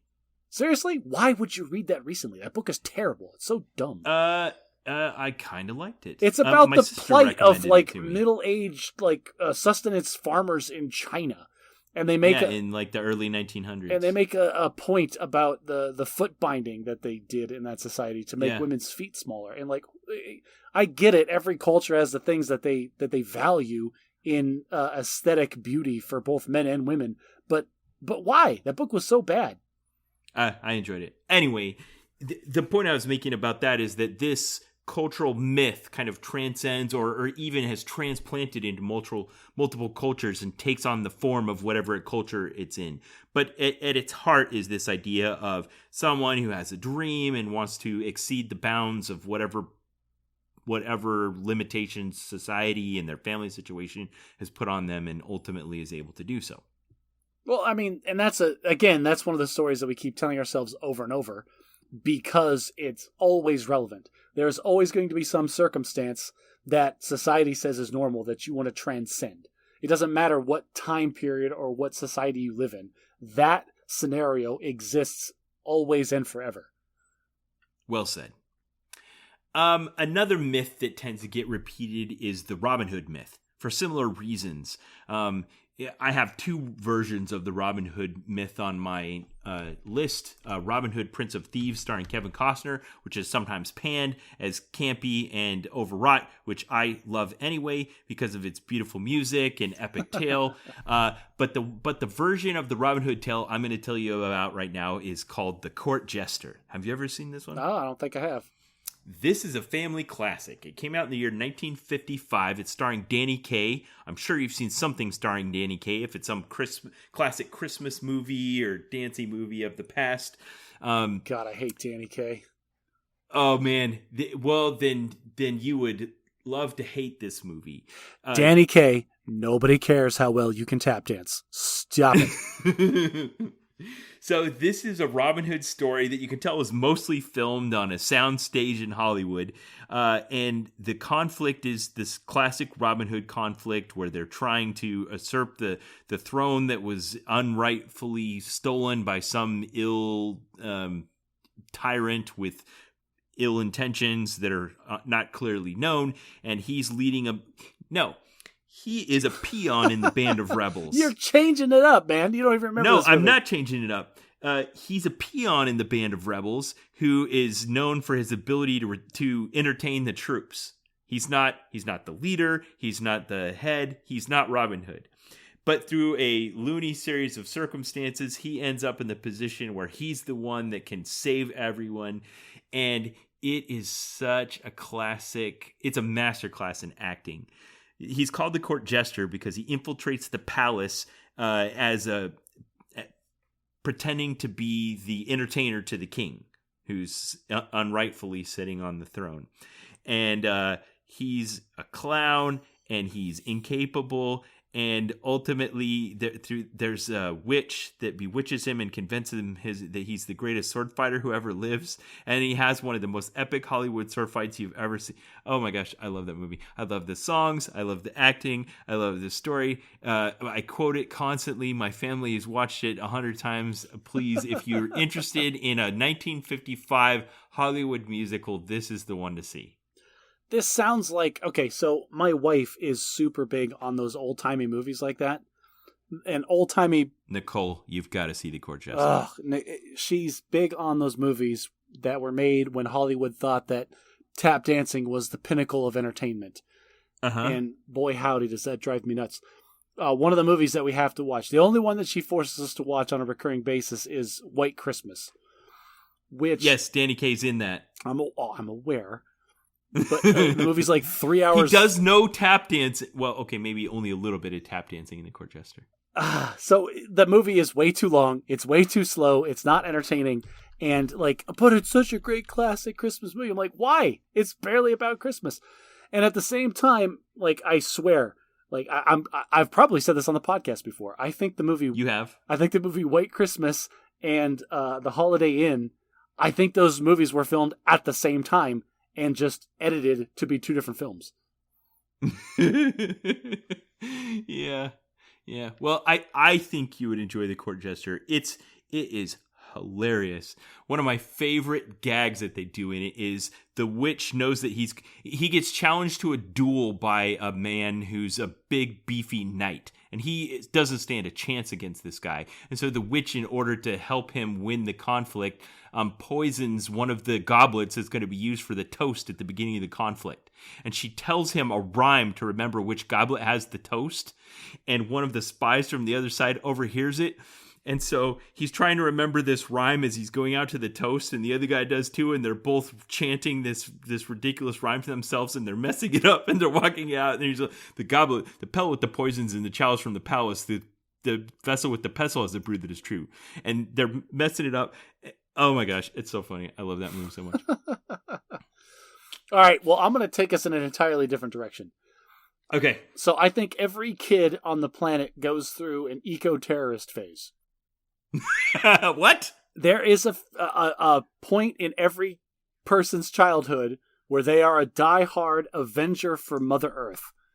And they are taught about recycling, and they're taught about pollution and climate change and how we are destroying the planet and only we can fix it. Okay. And I went through this phase, and I remember the two movies that kind of drove me into this.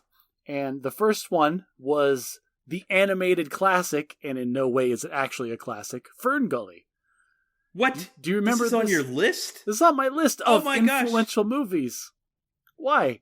Yeah, of course. Because Fern Gully is the exact same story from Dances with Wolves and Avatar and Pocahontas. Yeah, it's just colored by numbers. Guy from another culture crosses over to the other side and sympathizes with them, and then whatever. And it's terrible and stupid. And Robin Williams is in this one too. The Last Rainforest. Fern Gully, the Last Rainforest. Yeah, he plays the kooky sidekick, I'm sure. He plays the bat that had scientific experiments done to him, and he has a radio antenna in his head, and he's constantly tuning into random radio programs that are happening that alter his personality. Yeah, they were just trying to find an excuse to just let Robin Williams off the hook, like in Aladdin, but it didn't quite work. The movie is so cringe going back. Robin Williams does 3 minutes of a rap song. It's really, really bad, this movie. 3 minutes.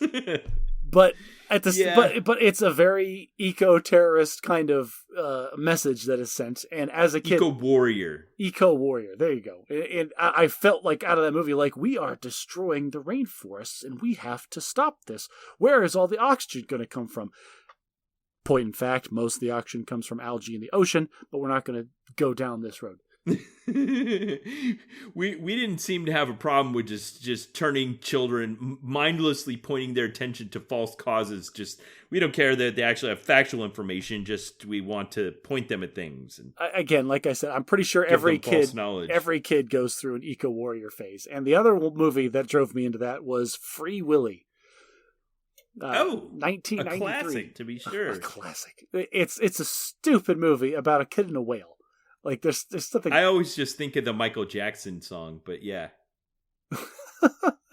Like I remember this movie being like such a huge influence on me of like just like these poor animals and we have to do more and I want to bond with nature.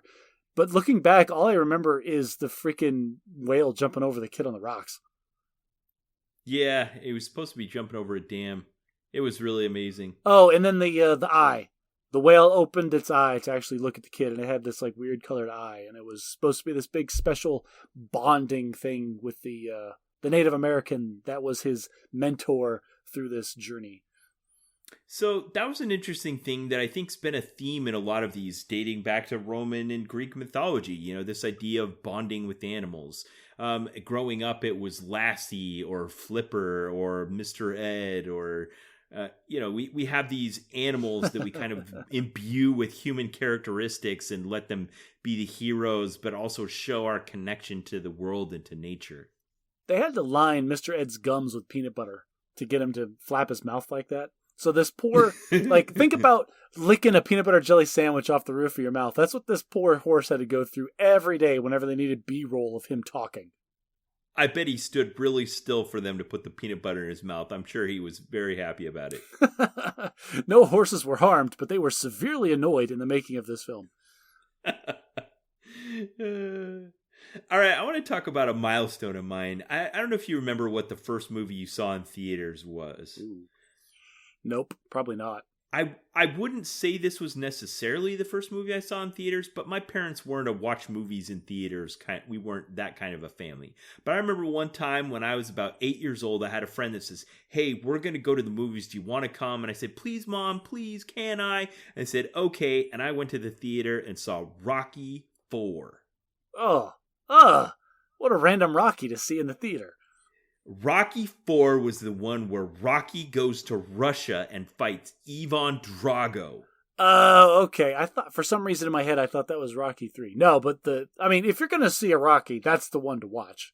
It was America versus Russia. Yeah. And he was the plucky guy who runs through the snow and carries logs while Ivan Drago's like doing steroids and attached to a punching machine.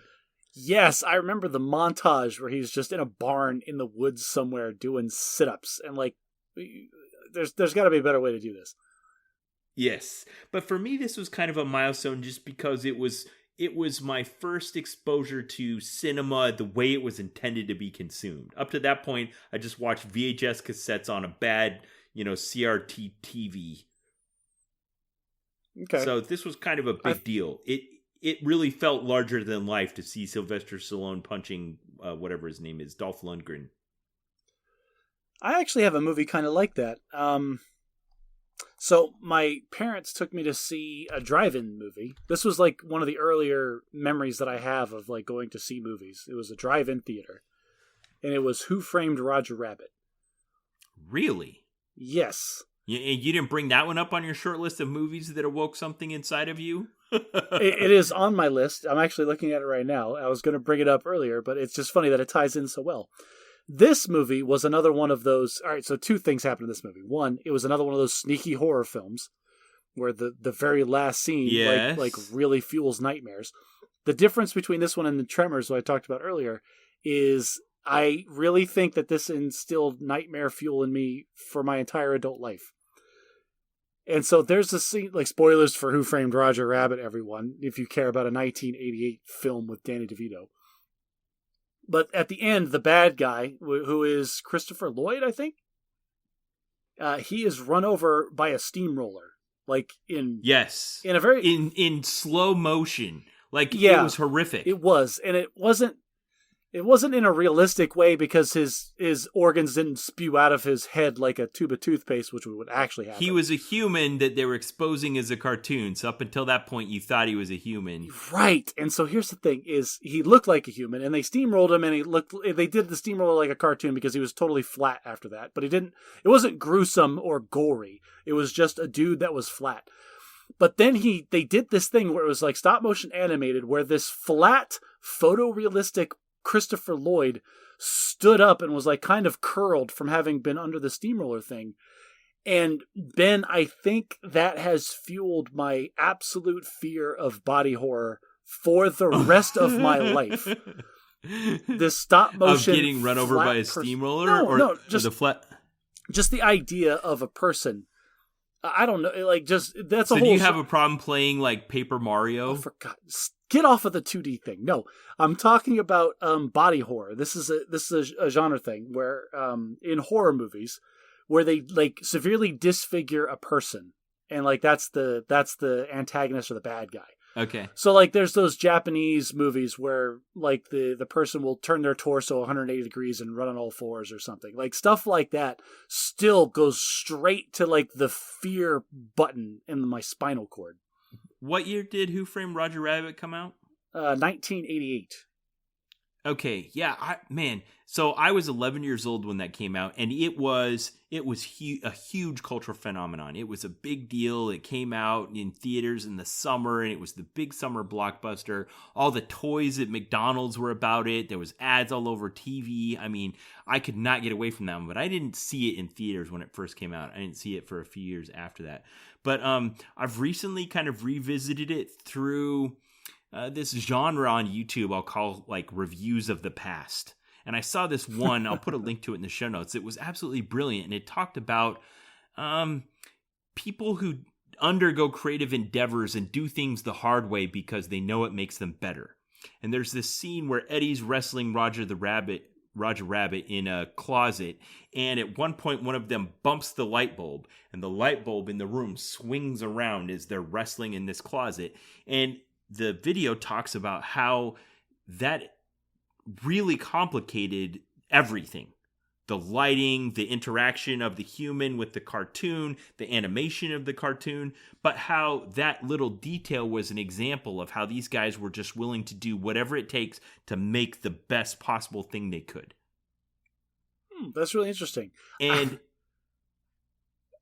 they used that metaphor to talk about other things like that. They call it bumping the light bulb. Okay, so that's like an industry thing now. Yes. And I would say Top Gun Maverick bumps the light bulb when it comes to their aerial combat. It's just incredible. Another movie that I think bumped the light bulb that's on my list is Toy Story, 1995. I have a good story about Toy Story. Like, I don't think it's hyperbole to say that a Toy Story changed everything. And it was because they were bumping the light bulb. That was the first real, like, full feator-length The first CGI. feature-length CGI, yes. Yeah. But it wasn't just an exercise in special effects. It was a masterclass in storytelling that happened to be in CGI. Right. And that's the thing, is that they told a good story and they just used a new media or a new technique or filmmaking or whatever to tell a good story. But they didn't shy away from the hard stuff. They weren't afraid to bump the light bulb. Technologically or storytelling wise? Yeah, I mean, just some of the scenes, like at the end, at the very end of the movie, they're like driving a movie. They spent the whole time like in Andy's bedroom, and now they're like shooting rockets and driving through the neighborhood. Like they had to render like every leaf on every tree in that neighborhood. Yeah, well, I mean, at the same time, that probably wasn't. I don't know. I've been watching a lot of visual effects YouTubes and like the different techniques and stuff that they use. And so, yeah, while it was still computationally hard, if you go back and actually watch the original Toy Story, like it feels old. Like the CGI was good at the time, but we've come a long way since then. All right. Well, I want to go back then to the very first movies that use CGI. Tron is one, and another is called The Last Starfighter. Have you ever seen The Last Starfighter? Oh, man, I have super vague memories of The Last Starfighter. This was the kid that was really good at the arcade cabinet. And then it turns out the arcade cabinet was like a recruiting or a training simulator, and he got beamed up into outer space because he was so good at the video game. Yes. Yes. Every kid's fantasy, right? Getting good at video games. Now I can save the galaxy. Haha. That actually happened because I played a video game professionally in the Air Force for several years. And you saved the galaxy. So I loved this movie as a kid. It wasn't fantastic, but it was good. You know, it was the classic hero's round with this reluctant boy from the trailer park who wanted to escape. And instead of just escaping the trailer park, he escapes the planet. He goes up to, and he gets offered this life as a starfighter to defend the galaxy against Zura and the Code Animata, and instead turns it down and goes back to the trailer park. Well, while he's gone, Zura attacks, and he becomes the only remaining starfighter and now has no choice but to step up and save the galaxy. I want to say something. I'm not going to recommend this one. You can watch it if you want, if you're interested. And it can't be 80s sci-fi with, very dated special effects, but it's because it was one of the first movies ever to have CGI. But I am saying, I'm predicting that this will be one of the next movies to get a legacy sequel. Oh, okay. Did they leave it open-ended for that, or do you just think that that's IP not that needs really. to be exploited? Yeah, that. Got it. One of the only other things I remember from that movie is at the very end he pushed the "I win the battle" button. I remember he was like severely outnumbered by enemy starfighters or something. He's like, "Oh well, I'm going to use this super special thing," and he like hit a button, and the really bad CGI spaceship just like turned into like a blender and was spinning in every direction at the same time and shooting out lasers. It's called the Death Blossom, Josh. No, it's called the Deus Ex I win the battle despite the odds button. They set up the tension exceptionally well because when he hit that button, it expended all of the weapons and energy, which made them helpless. So he couldn't use it until the last possible moment. Otherwise, they would have been helpless against any remaining aircraft. That doesn't change the fact it was a bad Deus Ex, man. Okay. Well, since we're back in the 80s, I assume everyone has seen The Karate Kid. That was a big one of my youth. And yeah, it ended up going on to become a trilogy, and I watch all of those. But the original is just so pristine, and it does stand up well. So well, in fact, that it's become a hit series that was originally on YouTube, and now I think it's on Netflix. I think the final season just came out. I haven't had a chance to watch it yet. Boy. Oh, Cobra Kai. I think they made a whole show about Have you been watching it? I have not, no. No. But I remember as a kid thinking Daniel was so cool, and every time I get bullied by a bully, I'd imagine that I could learn karate too, and that I could use it to solve all my problems. The times my mind was absorbed with punitive violence. Martial arts are supposed to be about becoming one with the universe and very zen thank you, Miyagi-san. Energy. It's not about combat. It's not about exacting revenge on the bully, Ben. Okay, we're getting towards the end of our time. We need to go for a speed round. So do you have any left on your list that you want to recommend that you haven't said yet? The only thing that is left on my list is I have one note, and it is every Disney movie. All of them. My parents, we had VHS because that was the age that I grew up in, and we had those giant VHS racks that you had to buy from the store that were, 10 tiers of shelves dedicated for VHS cassettes. And like one whole set of those shelves was full of those giant padded, extra-sized Disney VHS cassettes. And just freaking all of them, Ben. We had all of them. And you watched all of them? Like, were there any that you felt like were notably bad or really good? As a kid, I remember liking some more than others, and then looking back as an adult, I realized, oh, that's because the one I didn't like was a soulless cash grab trying to capitalize on the other ones.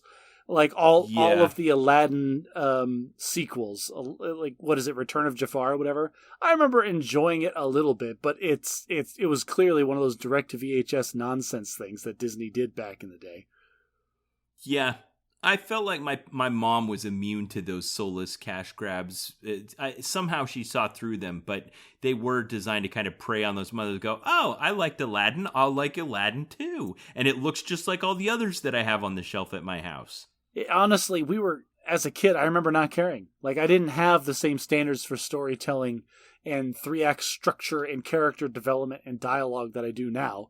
It was just, look at all the cool stuff on the screen. I have vague impressions of liking one thing more than the other, but with absolutely no tools to articulate why. Okay, so I have 6 more that are on my list that are recommendations. I'm going to do them rapid fire here. One is from 1968. It was one of the Dean Jones live-action Disney movies. This one's called Blackbeard's Ghost. It's set in a small town where there was an old inn that was owned by Blackbeard the pirate, and it's rumored that his ghost still haunts the place. Anyway, Dean Jones awakens the ghost of Blackbeard and becomes haunted by him. He's a small-town collegiate track coach, and hilarity ensues. I love this one. I'm sure it's on Disney Plus. I recommend it. Speaking of hilarious live-action movies, the film Clue is another favorite in my house growing up. Have you seen that one? No, I haven't. Best movie ever made based on a board game. Oh, that's a low bar. It's a murder mystery set in a house. It has Sigourney Weaver, Tim Curry, just a who's who of just really classic, understated, great comedic actors. Madeline Kahn. Oh man, it's fantastic. It was kind of controversial at the time because they did something revolutionary in the theaters where the film was filmed and it had 3 alternate endings, but they would only release a print of it to a theater with one of the 3 alternate endings. Oh. And so, depending on what theater you went to, you would see a different ending than your friends did. So you might get together and try to talk about the movie, and they'd be like, that wasn't the ending I saw. And it was kind of controversial because really the best way to do it is the way it was on the VHS when it came out, where it just showed you all 3 endings in succession. I don't know. I kind of like the idea of having a different experience at the theater depending on where you went.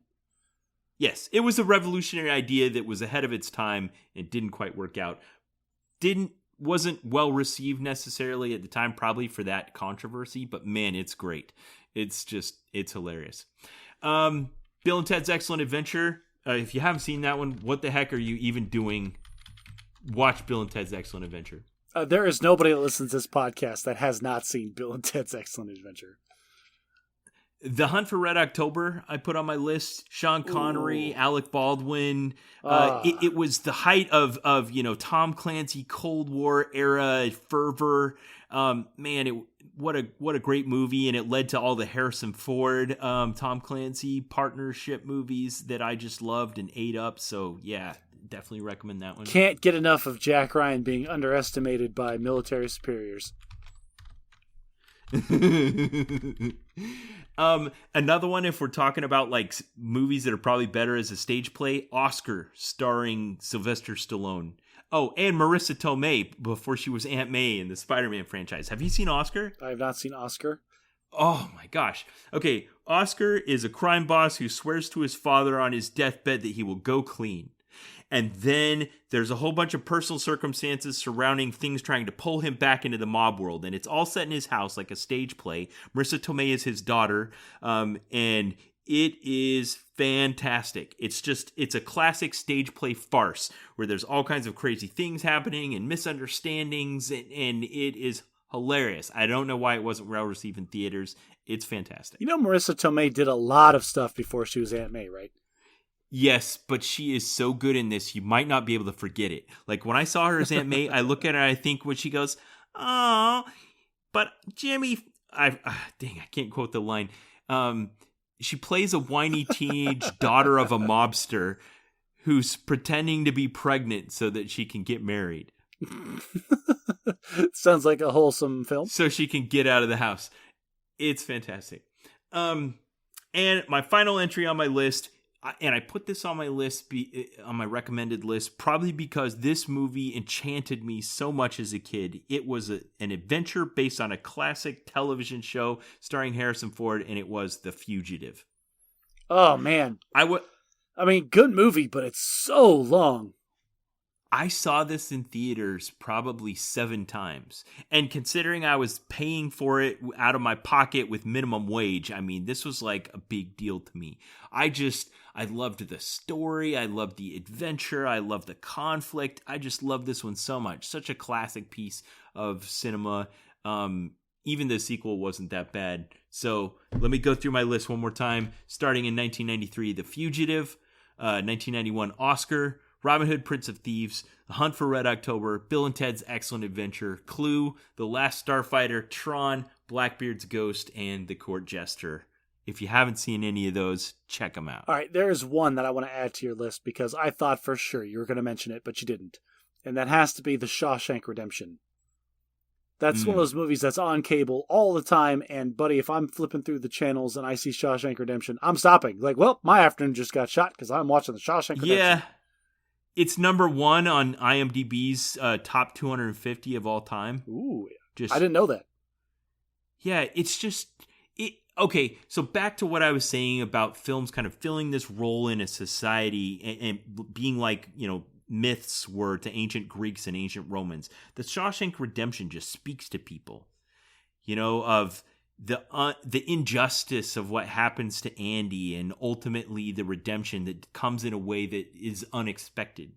Everybody in their life, it doesn't matter what your circumstances are, you feel unjustly oppressed by some authority at one point or another, and it's cathartic to see somebody emerge and triumph over that. Yeah, and it doesn't happen, like I said, it's unexpected. He doesn't get a good lawyer who helps him win on appeals. No, he crawls through a river of poop and muck and came out clean on the other side.